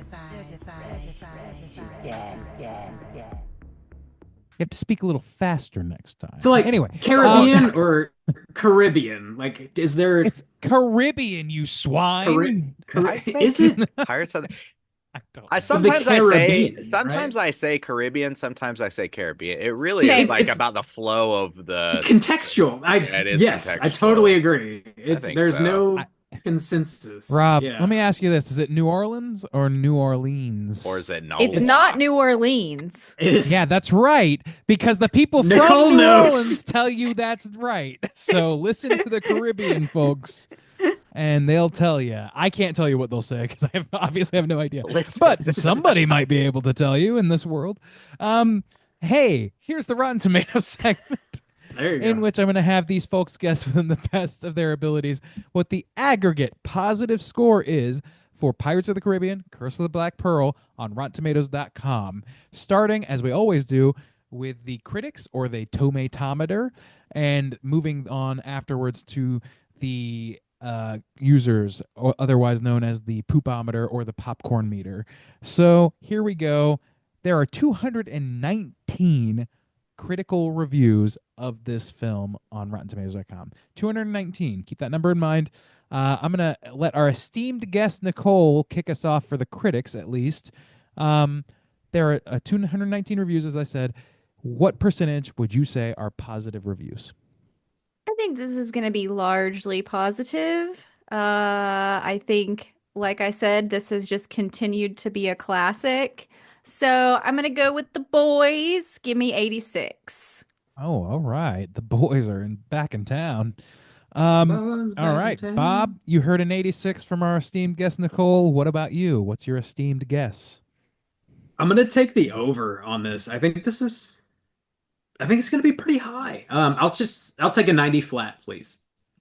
90 flat. All right. Soju, where are you coming in at? Over, middle, under? I don't get a lot of opportunities to guess my favorite sexual position, so I'm gonna take the over again with the 96, you know? All right. Put that Whatever butt that on the is. back of my head. Fart on my bald spot. I love it. The Butt wind. to bald spot is my favorite position. Okay. So we got 86 from Nicole, 90 from Bob, and 96 from Soju. Well, the correct answer, I got to tell you, 7 percentage points away from one of you. And that person is going to be Nicole. This is a 79%. Whoa! Wait, I know. Oh, shit. Still certified. Don't get me wrong. But that is lower than I expected. A And it little sounds like low. you guys as well. It's a little low. Yeah, Hey. that is Whoa. surprisingly low. Pump those numbers up. Damn. That's How a many reviews was that, lot. Randy? Low. 219 reviews counted. That's a lot, though. That is a lot. It is a lot, and Lord, and it's also, this is the thing. It's a blockbuster. A lot of people in the critical community, in my opinion, Mm-hmm. will make their career based on dissenting Mm. on especially the biggest Yeah. films. Good point. Smart, Randy. Smart. You know, I would not have made my wager on that number, but that's my rationalization right now. All right, moving over to the poopometer. 250,000 plus ratings from the users. 250,000 plus. We're going to go in reverse order here. Soju, you kick us off here. Out of those 250,000, what do you think the aggregate positive score is? Well, with that many ratings, I think it's gonna be capped for sure. But still, I mean, I don't know. I don't ever hear a lot of people speaking poorly against this movie. So I think it'll get a bump from the critic score, a scotch. So I'll take 84. 84. Okay, an interesting number. All right, Bob, bringing up the middle here. What are you doing, meat? I gotta take the boys 86. Oh, I didn't want to The steal it Boys, from Nicole, 86. honestly. That's why I kind of like kept myself in check. I know she likes the Oh, boys, so- Rob's not that principled, of course. He's a scallywag. Rob's He's not a I gotta gentleman. take the boys like for myself. soju, you know. You're Rob's so greedy noble, for the boys. Juice. I gotta tell you. I know. I Just know. a noble to save that for our esteemed Taking guest. the will stance on this. What are you doing? Randy, We which make a shot is mistake. that? How We many- discussed this. Randy's Ooh, on you shot took the- like 4 or 5. This is 5. This will be 5. Randy, just finish the bottle. Just Jesus. you know. I just- mean, it's a fresh bottle. I don't want to die. it always is. It Just never like the is. Red Anyway, State. all right, Nicole, bring up the rear here. What do you think? We got 84 from Soju, 86 from Bob. Where are you at? 90. Give me a 90. I believe in the people. All right, 90 flat. Well, I got to tell you, bearer of great news. One of you is dead fucking on. Spot on, no notes. And that person is going to be Bob. The necktie remedy takes it. The boys take it. Oh, 86%. the boys are back in town. That's why you always take the boys for yourself. You take the boys. Captain Jack I want that- Bobert. Can I retroactively make savvy. that my senior quote? That's why you always take the boys That's why you For always yourself. take the boys. for yourself. Not without my effects, you savvy? Where's all the rum gone? God damn. Oh, geez. All right. So yeah, 86. Congrats to Bob on that one. Mm. And shit, who won the first one? I'm drinking. Nicole. Who won the first? Me. Nicole. Me, Nicole. me. Okay, great. That's what I thought. That's what I thought. I knew that. Nicole and Bob, congratulations to you both. Here is the aggregate or the critics' consensus, as it's called. May leave you exhausted like the theme park ride that inspired it. However, you'll have a good time when it's over. I don't know if this What? person who aggregated this has ridden this ride. Not an Exhausting. Yeah, It's exhausting not ride in like any way. it. It is a slow dark ride. It's cool. It is a slow dark ride. Yes, I have. Back me up, Nicole. Come on. Yes, it is. It's quite pleasant. Doesn't leave you exhausted unless just waiting in line to get there leaves Yeah. you exhausted. Being at Disney leaves you exhausted. I'll Oh, give them sure. that. You get to cool down for a Yeah. second, Yeah, which is really. really nice. There is a chance you might fall It's more asleep refreshing on than it. anything. You It's might fall true. asleep. Yeah. 3 minutes of blissful sleep as Jack Sparrow whispers sweet nothings. You get into that your smoky ear holes. smell. Yes. Yeah. Oh my god, that smell. The smell of Mm. that fucking Just insane great. chlorine mixed with the blue bayou. Spot on. Mm, And the That's good gunpowder. And the Oh, God. the real gunpowder. All right, let's read a negative review. Let's find out if it's funny or not. Probably not. We're not lucky. Were it not for Johnny Depp's crassly reassured character creation of the scoundrel pirate Captain Jack Sparrow, there would be nothing to relish in this overlong and witless waste of celluloid based on a Damn. Disneyland ride. Witless? In case you need to be reminded what this was based on right at the end. Hold on, wait a minute. What? Oh. Oh my I god. don't know, man. That's dumb. That's dumb. One more. Here we go. There's always too much going on, which is easily forgivable for a while, but as the minutes mount, the flaws are only accentuated. What flaws? Tell me the flaws. Give them to me.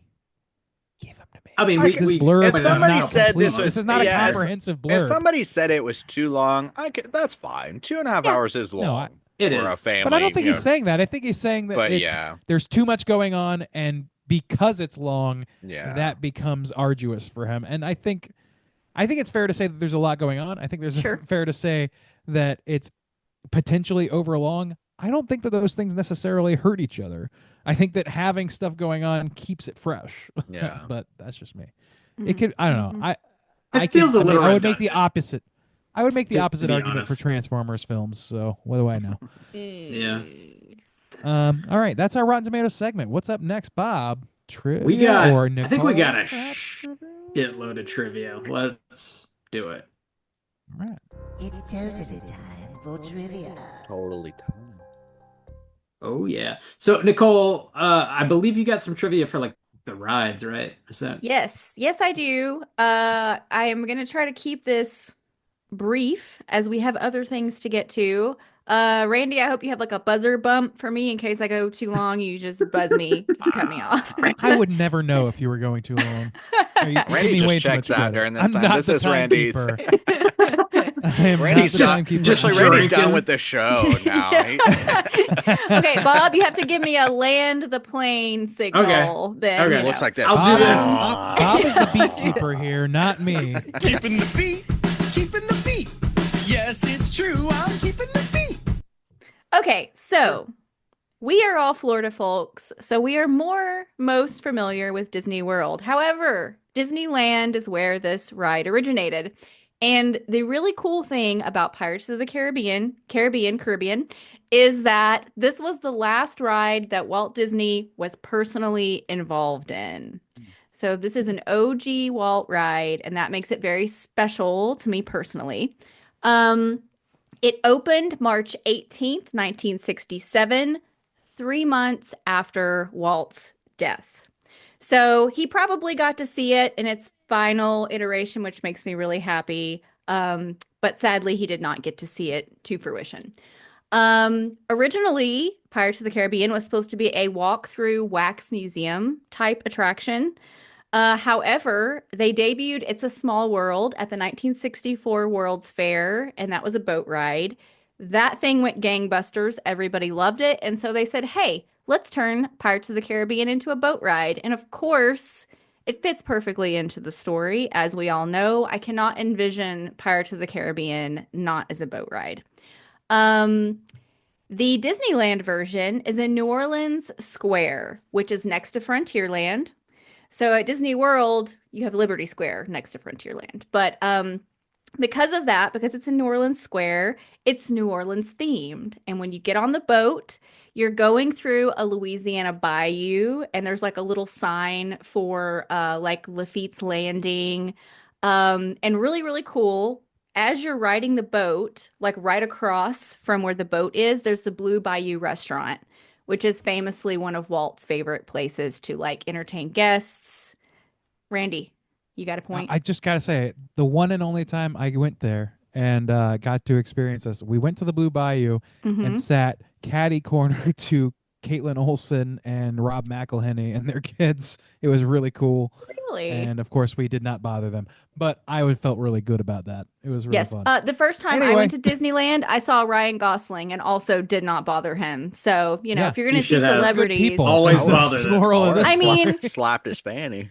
when I say Hey, didn't hey. bother him, I did holler Hey, you You at would him. have said, "Ooh, all right." I did holler at. What's up, boy? But I He didn't had a bother him. birthday button on, so I just said didn't happy bo- birthday as he walked by. I did not hassle the man. So there you I'll go. tell you what. That's awesome. My That's super mother-in-law, my mother-in-law worked at the Haunted Mansion, a little bit different, but got to escort Michael Jackson onto a ride once. Onto that ride. Really? Damn. Yeah. Pretty cool. Disneyland. Cool people go to Disney, and also everyone else goes to Disney. Yes, it's true. It's true. Okay, so back to Pirates. So that's the deal with Disneyland, and the ride at Disneyland is like way longer than the one at Disney World. So Disney World opened in 1971 with Magic Kingdom, and they were not planning on having a Pirates of the Caribbean ride. They said, "Hey, Florida is close to the Caribbean. People are not going to be interested." So instead, they were planning on doing this Western River Expedition boat ride that was themed like the Wild West. But due to popular demand, people were like, WTF, where's Pirates? And so they went ahead and crafted a Pirates ride for Disney World, and that is the one that we all know and love. Personally, I prefer the Disneyland version, which I don't say about a lot of rides, but like I said, it's a lot longer, and I think the storytelling is better at Disneyland personally. Randy, do you have an opinion about that? Oh, I can't recall the differences. It's Oh, all okay. fun. Darn. So those are the two like iconic ones that most people are going to be familiar with, but there are many Disney parks across the world. And so, here's the deal too. The one in Disney World is at like a Spanish fort. So instead of being in Louisiana Bayou with Jean Lafitte, you're at a Spanish fort. So the Pirates of the Caribbean in Tokyo and Paris are both sort of the fort theme. But there's this over-the-top version in Shanghai that opened in 2016, and it is not a quaint, cute little boat ride down a river. It is this 3D like ride film where you go like under the water and you're like battling with the pirates. It's, it's been Imagineered to death. That shit So looks dope. Yeah, it looks great. it does. It does. looks pretty cool. Thank so God for YouTube, because you can ride these via Yeah. YouTube, Yeah, which is love very that. great. Love that. So I love the little quaint ride. I love all the vintage Disney stuff. Long live Walt's ideas. But it is cool to see that it has endured so long that Disney sees value in keeping the story, but investing the technology and really like blowing it out and making it something really amazing. So that's it for me. Rob, did you ride this when you Nice. went to Tokyo?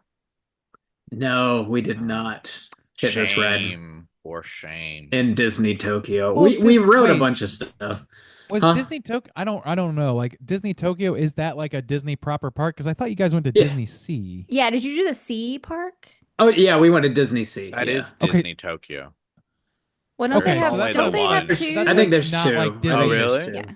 I Okay, think so there's it's two two, yeah. separate parks. Yeah, Okay, I think that's they what have Yeah. I was asking. Disneyland and then they have Disney Sea, which Disney Sea Oh. looks amazing Okay. Yeah. Dude, I'm Disney alright Sea with is that. like the park to get to for the Disney adults, is my 'Cause it's so understanding. Everything different I've than seen about everything it, it's else. like, and it's very modern. Like it was made Mhm. most recently, so all of the like shit is deeply themed and fucking looks great. Like it looks fucking It incredible. was cool. I love that sort of shit. You're not a theme park guy. I'm not a This theme park This is guy. lore. We know that. I had a good time. My wife fucking loved. I mean, it was like a bucket list trip for her. So like we went and she Alice really and got me, a we lot could out get of along it. on Yeah. that shit. Yeah, I mean, it was fun. It was. Sorry, I feel like I should be more excited about it. It was fun. It was a good. Should have time. been me, Rob. It was a good time. Me and your wife should have been there. I just want to hang out with Alice. I just want to She hang out is with cool. Alice. What's your problem, Rob? You would have a good time with her. I'm sure you would. I've got some trivia about the movie. I'm going to blast through real quick, and then we'll carry on with the show. The budget of this movie is $140 million. It grossed $654 million. Woo! Fuck, man. This is Your such boy- a blockbuster. Do they It even make? is. Like, there's not even blockbusters like this anymore since the era. I of don't streaming. think I don't think so. This was from my research, which was light, the 15th highest grossing franchise of all time, I believe, and it made about $4.5 billion in total across the Jesus 6 movies. Christ, dude, Wow. that's Jo- insane. Johnny Depp alone. Okay. So the first movie he made 10 million, the second movie he was paid 60 million, the third movie 50 million, the fourth movie 55 million, and the last movie somehow He got a turd in the bank. $90 million dollars. For No the- way. Christ, dude. I don't know if That's- that was like if he got like crazy residuals off the box Mm. office or what, but how that was broken down. Fucking nuts. That is. I know. That is honestly immoral. But That's whatever. that's very irresponsible. Yeah, I've just looked up the highest grossing movie of last year, if I remember right, is Deadpool and Wolverine. I might be wrong about that, but I'm pretty sure it is. That made $1.3 billion worldwide. Holy Damn. shit! These kind of blockbusters just don't exist anymore. They just don't exist. They really don't. Mhm. Paying one dude almost $100 million just to be in the movie Just is, to behave it just like doesn't Keith happen, Richards for a few months. Woo. Holy moly. it's crazy. Pay You- me any, but like I will pay sell me out. anything. I'm happy to I'm behave broke. like Keith Richards for fucking millions of dollars. Let me be Yes, clear about Please, that. I'm starving. I savvy. I'm starving. I I'm savvy. gonna take this shot now. Take I it. sell my Yeah. feet and shit pics for pennies. My feet and shit pics. Those are the same pics, by the way. God damn. My wife left Waste the not, want grumpy in not. my bed. I need every penny I can get. Throw in an Archie and we're good to go. And Hell yeah. Archie. God damn. Your boy Johnny Depp apparently wore contact lenses that also served as sunglasses, so they were tinted so that he could look and not have to squint his eyeballs. When That's they some were- Dracula Aw. shit. Love Come on. that. Some That's Dracula shit. technology, by the way. Smart. Yeah. Nuts. Hell, if you have $90 million, I guess. Well, I don't, Randy, as I mentioned before. You don't? Hold on. I was operating on an erroneous assumption. I would, you know what? So- if I so- had $90 million, I'd still do this podcast, though. Actually, I'd probably do it more. Aw. That means a Yeah, lot. you wouldn't have to work. So yeah. I would Guys, demand you want to pay record us. every Yeah. day? You could pay Do your buddies and you guys could all do it full time. I wouldn't, but Now I you're talking, Nicole. I wouldn't. I could, but I wouldn't. Are you I'd pay him kidding to me? lick my boots, though. Lick gotta pay my for all these- boots, Randy. all these bed grumpies. That's what They I don't do with come my cheap. money. God I like to subjugate my best friends. That's my favorite thing to do with my wealth. Well, Don't we all? You're when it comes to Jack Sparrow, some of the other folks that were considered to play the role, you got your boy Hugh Jackman, Janus. Heath Ledger, and fucking Robert De Niro were considered to play the Ooh. Robert De Niro. How seems old a was he little- at this Wild. point? a little, I know a he's, little too old, right? he's still I out think. there, but like, Yeah. I don't know. This He is wouldn't have Meet made the it through Fockers 5 movies. territory. No, he I was don't. I don't already a think meet so. the Fokker at this point. No, He was, yeah. Do you savvy? Dude, Do you? do you savvy? I don't know Do if I you? do. Like the How are you swagger still wouldn't more have drunk been than me, there. Ryan? Yeah. I'm Do not not. sure. I don't think I am, to be honest. You sound like it. I don't think I am. So like I mentioned, Keira Knightley was 17 when they were filming this movie, so her mother had to be on set, or a guardian had to be on set with her when they were filming. Her mother was, and they were doing a night shoot in the Caribbean somewhere. And it was just the two of them and a boat captain on a pretty small boat, and they hit some coral and the boat sank. And they were just like stuck in the middle of the ocean, and they had to like wait for a couple hours for somebody to like come by and pick them up. And apparently You're everything shitting was me. okay. And then after that, they were like, okay, all night shoots are just going to be like on set. We're not doing it out in the wild anymore. Smart. So yeah, Hold on, like back up. So it was like her mother and Hold up. I hit a button. I hit a button. You hit the right button, the perfect button. I hit Hold the up. perfect Wait a button. minute. hold up, somebody Hold on. slap my ass. Somebody needs to slap my ass before I lose my fucking mind. No. So Keira Knightley and her mom were out on a boat. Yeah. Just the two of them. Like And a No, boat captain. with a boat. Yeah, yeah, they had someone. Driving but like the boat. it was not part of the shoot. It was just No, it was like in between scenes, I guess, That's or maybe they fucking wrapped for the night. terrifying. But yeah, it capsized. Yeah, and they were just floating around. Jesus. That is fucking terrifying. Holy shit. Oh, where's Yeah. that Keira? Where is she? Oh. We- Do you savvy? she never got back to her hotel last night. She's just in the ocean. What else we got? So I found this quote from Keira Knightley talking about this movie. She said, quote, "They painted my tits on for the films, which is extraordinary because it's kind of a dying art form. In the past, they used to have whole sections of studios devoted to bosom makeup, and I loved it. Completely loved it. Because in the first time in my life, I had big tits, and I didn't even need surgery." What? She was 17. Wow. Wow. I don't. I'm Nothing not about that is understanding something the Okay, can I concept. feel confident commenting Justin, on. can I explain to you what I Please think is do. happening here? Slowly. So I only know this because I've seen Slower. like people on social media who are into makeup who show you how to do makeup. Uh-huh. And you do contouring where you like make your cheekbones look sharper and all of that. You Uh-huh. also can do it to your cleavage where Wow. you shadow it a certain way so it looks like your cleavage is perfect whether it is or not. So I Here's the assume thing. that's what the boob I'm gonna makeup. start makeuping my abs on. Look, There you go. You're not going to be the first, I assure you. There you go. Also, like something about every Keira drag Knightley, queen in America should be making six figures. Is all I'm saying. talent. Well, okay. There you go. I got a That's bunch more crazy. trivia that we That's don't fucking really nuts. have time for, but I'll end it with this. There's a hidden Mickey in this movie, which all you Ooh. Disney nerds, I'm sure, know what hidden Mickeys are. Tell us They more. are Mickeys Tell us that more. are hidden throughout the parks and Okay. also apparently in the movies. There you Tell us go. more. Yeah, there the ears. Alright. So hidden Mickey at 35 minutes in this movie. There's a cannon shot that blasts off from the Black Pearl, and apparently the smoke that forms is a Mickey head. Is it In the sky. intentional though? That's my I don't know. question. Now I I gotta don't go back know. and I No, watch. didn't I know you make don't the know. movie. I'm asking the I'm gonna pull it general up right public. now. So you said at 35 minutes? It's like Yeah, one of that's those what this things. says. Yeah. Okay. Hidden Mickey's is Mhm. just three circles intersecting, essentially. Randy, Because it's you're the a two designer. ears You and- know that's intentional. Okay, it doesn't I mean, just some I of know it's them intentional are. at the park. three But circles also, don't just I know that happen. people see the word sex in the fucking dust cloud in Oh. Aladdin. The Lion King. So now you're because telling they me wanna the see golden dick on the cover of Little Mermaid yeah, is no, just that's a figment true. of No, my that's a true thing. imagination. That's a real thing. Look up that Groomer golden dick. Randy over here. Ah, damn. I could just show you. Here we go. No, I'm just kidding. um, Okay, that's it. That's enough trivia.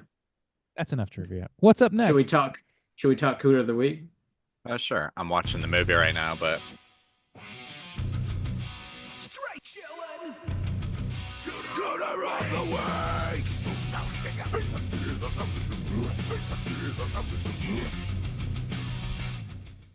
Juice. What is a cooter, and why do we hunt them? Arr. Cooter's character type, man, a straight chillin' exclusive. Cooter has to hit 3 of these 5 points to be considered a cooter, but we want the cooter with the most points.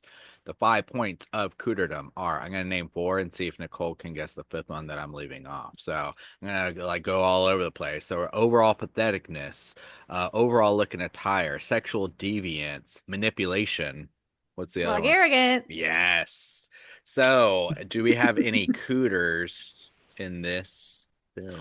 This You Disney got it, film? right? Kind The of everybody and scalawag kind of no label is- one. It's everyone and it's no one.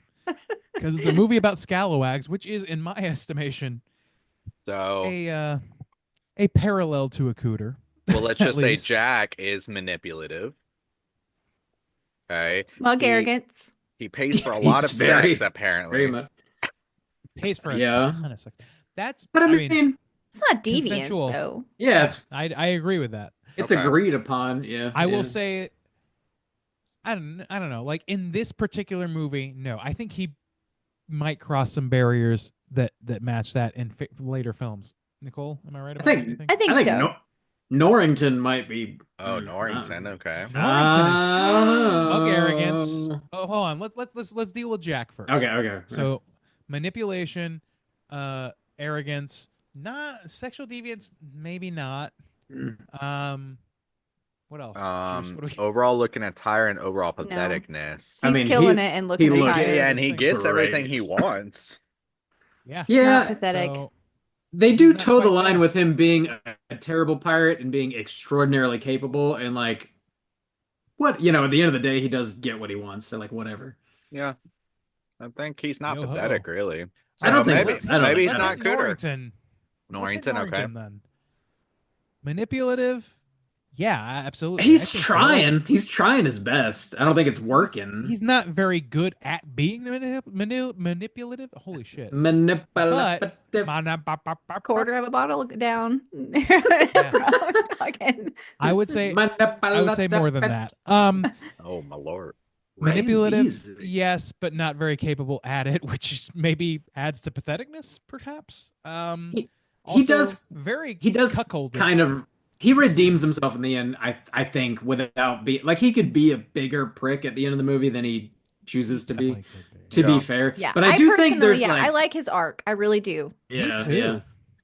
It could have it would have been very easy for them to make him a fuck, I forget the character's name, but in Indiana Jones, Raiders of the Lost Ark, that character, not the Nazi, but the competing archaeologist. You Oh know what I'm talking yeah, about? I can't remember yeah. his name either. I can't Yeah, remember his name, but Gray like suit. it's that sort of thing where he's just like a Mm. competitor who like is unscrupulous and can whatever. Like they could have made him a lot worse than he is the short version. Yeah, he could be a lot worse for sure. Yeah. So I don't know. Think What, he what's hits like, either. looking at attire, he looks Barbossa? like he fits. Barbossa. Barbossa is manipulative. He stages a mutiny. He Mhm. is Mm. smug, arrogant. Mhm. Yeah, for sure. Yeah. I think that you have to be smug. Like both But him yeah. and Jack and all pirates are smugly arrogant. But he Like, has I a think it kind has of to he be. I mean he does live by the code though. He always is a man of his word. Yeah, but his word Yes, he lives is by the code, but it's also a guideline. So I don't know. his the word is guideline? not very. He's not firm. sexually deviant, is it? Well, think maybe. I think he is, almost actually. actually he all like when he hands over before Will shows up, he's like, "Oh, it's time to return the favor of our hospitality or whatever," and throws That's Elizabeth true. to the crew. And he, yeah, up he until also that point, he's stops kind of them, like yeah. it's just manipulation. But at that point, it seems like it could become. Yeah. He also gives her terrible for her. the ultimatum of like, you're gonna have dinner with me or you're gonna have dinner with the crew naked. Naked. It's your choice. I think that's Yeah. manipulation. I don't think that's actual sexual deviance. Yep, agree. Agree. Thank Also, I love that line as well when he's like, you in that case, you're going to be dining with the crew and you're going to be naked. And she takes the dress and he's like, fine. He's so Yeah, he's very offended. offended. Yeah. I can't believe you would do this to me. Fine. Are we that Can we hideous? move that guy? That guy and the dude from The Office? Are they one unit? The dude Oh, The from Rosencrantz and Those Guildenstern guys of are this movie? great. the OG They're Dwight. great. They're good comedy relief. They are. Yeah. I don't know, man. Those Like this movie's guys, too and then beat. the two, the guards in the Royal Navy, Yeah. like those two, Mm. those four characters kind of like They're parallel great. each other in a Yeah. great way. They're like parallels. It's great. There's a Yeah. lot of like Anyway, good sorry. side characters. No, I don't know that I there's don't know like if Barbosa it's hits too enough, does he? PG-13 for that. I think. Yeah. Because everybody looks great and nobody's really pathetic. Those are the two main elements that I feel like we're really missing here. And they want Actually, there's everybody one to be person- somewhat redeemable, or like somewhat lovable, I guess. Not redeemable, Mhm. but kind of Mhm. lovable in some way. Just for the sake of argument, the one person I would say is somewhat pathetic is Elizabeth's dad during the siege Yeah. of the ship. A little But bit, he doesn't but hit any otherwise more he's like cooter points, he's a yeah. good guy who Yeah. looks the part that he's supposed to play. I don't think he has a lot of other points, but that point I would give to him. Yeah, he kind of has to hide and have other people defend him. Yeah. And then afterwards he does kind of like a "Oh, I gotcha." He does like a Yeah. little like Huzzah! Muhammad Ali hit thing. yeah. I don't think we have a strong No cooter here. I cooters. think it's Cooter too free. PG-13 for a real cooter. All right. Mhm. There you Cooter go. free. Yeah. Let's go ahead and skip what we've been watching this week. We do have one voicemail that we have to get to, so let's jump into our hotline screams. Hotline scream.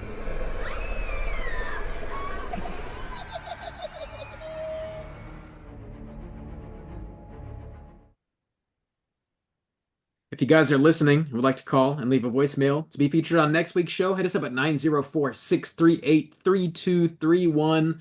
We are hearing from the one, the only Hugh Janus. Let's hear what he's got to say. Randy Westside like shot 6. Damn. Yeah, Hugh Cullen, answering the Janus signal. On St. Patrick's Day in the mid to late 60s, I was in London and I stopped by the recording studio to see my good friends John, Paul, George, and Ringo. How you lads doing today? As I walked in the door, Paul said, not good. I said, what's wrong? He says, we have a pile of music written, but we're having trouble with the lyrics. I said, oh, my aunt told me a couple of ways on how to get creativity flowing. Paul says, what is it? I said, that thing you're struggling with, you abruptly set it aside and you concentrate on a different problem. So that song you're struggling with, set it aside and quickly grab another one. Grab the one from yesterday. From yesterday, Paul said, and I said, yes, the one from yesterday, when all your troubles seemed so far away. And what do I do with this song? Just set it aside? I said, yes, let it be. Just let it be. There will be an answer. Just let it be. John says, what was her other idea? And I said, you relax. Close your eyes. Take 5 slow, deep breaths. On your last breath, make your mind a complete blank and just imagine. Imagine a different world. Imagine. No hell below us, above us only sky. Paul says, that's amazing. What's your aunt's name? Eleanor Rigby, I answered. Paul says, what does she do? I said, she picks up rice at the church where the weddings have been. He says, she sounds like an amazing woman. I said, she is. You always told me when I find myself in times of trouble, Mother Mary comes to me speaking words of wisdom. Well, I gotta be going, fellas. Paul says, you leaving already? I said, I want to get home before it gets dark. You know, it's a long and winding road that leads to my door. And I'm proud to say, from that day forward, I was always known as the 163rd Beatle. The last few times I've called in, I've been cut off. I've gone too long. So I want to make sure that everyone knows that I hope. And that's the end of the recording. 3 minutes exactly. Yes. An all-timer Oh by our my boy God. Pete Guest. I mean, I'm sorry. Q. I'm just fucking gonna let James. him. No, I- I'm just gonna let I him sit can't, there. I can't let him do it. I can't let him do it. I'm very drinking. Randy Very just had drinking. his 8th shot right before the voicemail I did. dropped. I did. Holy shit! Right before the voicemail. That was great, though. Thank you very much, Hugh, for I'm- letting us know exactly how Forrest Gump you are to the Beatles. It was important that we all know this. Love a Hugh Janus call. I mean, Damn, I love it. amazing, amazing voicemail. I gotta say, I gotta give extra props to Hugh Janus because if you're listening, have never called in before, the voicemail just cuts you off at 3 minutes. That's the cap, and he did not call in multiple times to time that out. He called in once and nailed it. Like he didn't hang up early. It was the perfect length voicemail for him to get cut off intentionally. No, you're wrong because he didn't get to say exactly the end of his statement. Oh. I wanted to We'll hear never it. know. You're right. That's another Beatles song that we gotta wait for. That's the new one that's coming out. God. It's coming out soon. Tomorrow never knows, you know? Dude, I mean, bravo, Hugh Janus. It's hard to that was- outdo Hugh Janus, but I think he just outdid himself. Bravo. Piggies. Love it. Piggies. Anyway. Love it. Good, great shit. Thank you, Hugh. A million for times calling, thank Hugh. you. Again, if you guys are listening and want to call and leave a voicemail for next week, hit us up at 904-638-3231. Hey, what prompt should we introduce that people can ignore?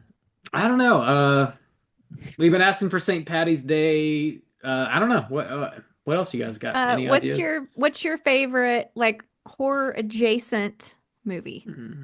Yeah. Okay. All right. What's your I like Pirates that. of the Quite Caribbean? horror. Or maybe some people have some Disney experiences. Yes. I was No? gonna say, like, there's Yeah. a lot of Disney in this movie. This is a Disney. There's a lot of there's a lot of Disney in this Disney movie. Wow, this Disney movie's got a lot of Disney in it. I know I you think I guys saw some didn't crazy. pick up Mickey on it. Crazy here. that way. Yeah. Anybody been traumatized by a dork ride? Would love to hear about that. You know. Dude. I'm sure there have been. I went on this dork ride once. It was pretty traumatizing. Let me tell you. The dork ride was hanging out with us in middle school. The dork ride. I like it. The high school years. I just couldn't get off. I'm still riding, I'm baby. stuck on this dork ride for life. Oh, that's good. God damn. That's good. All right. Yeah. Yeah. Disney voicemails. Send us Talking your about Disney- movies. What or about theme Disney parks. scares Yeah. you? I want to know that Yeah. because, like, the thing is, we talked about this movie in relation to horror, to some extent, at least. Like that was the idea. So Disney it permeates all of our childhoods at this point. So at a certain point, something Disney has given you a fright, has given you some sort of scare. If you have any of those stories, I want to hear them. There's a lot, especially dark rides, I feel like provide that sort of thing. But there's a million things that Disney puts out. Maybe you were terrified by their fucking like Mickey Mouse Apple offerings that they sell at the fucking park. Who knows? I don't fucking know. Tell me. Is Walt your night terror? Is he sitting on your chest? Can you not unsee him? Sitting on my chest. Oh God! I usually Call pay a in. lot of money for this. But now it's free. You But should be now I grateful, don't know you if I little want bitch. it. But maybe I do want it. I don't know. Dorkride.com. In addition to the daddy kink, Bob's got a Walt kink. Whoa. Oh, he's got a Walt kink. That's the same kink, by the way. I don't think I do, but I'll go along with it for the gag. That's Thanks. cool. All right. That's cool. God bless you, Bob, for going along for the gag. That's what's important. I'm here for the gag. Call in 904-638-3231. Hit us up with your Disney stuff. Nicole, thank you so much for joining us this week. Always a pleasure. Yeah, this was a blast, guys. Thanks for having me on for my other nerdy love. I appreciate it.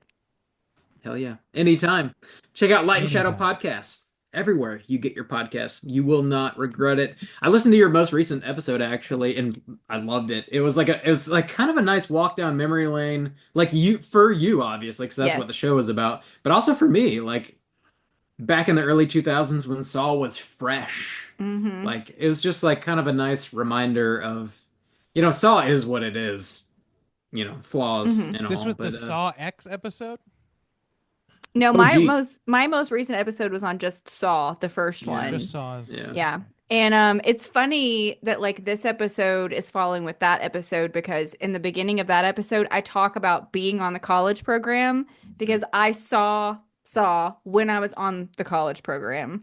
And so I was doing this like hugely important thing in my life. I was away from home for the first time. I was like it was the first time I had to like be an adult, and at the same time I watched Saw for the first time, and it was like kind of the most serious horror movie I'd seen up until that point and sent me down the rabbit hole.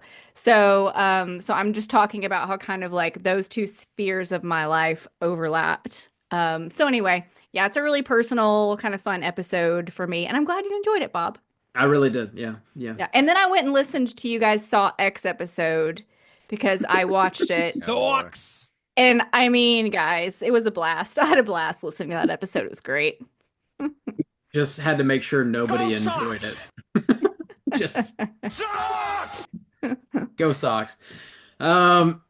Next up, we're talking about the last you pick for Q1 of 2025, which is a movie called Phenomena, chosen by Vince, your boy Vince. All right, Vince. Phenomena from Thank you very much. 1985. Have you guys seen this?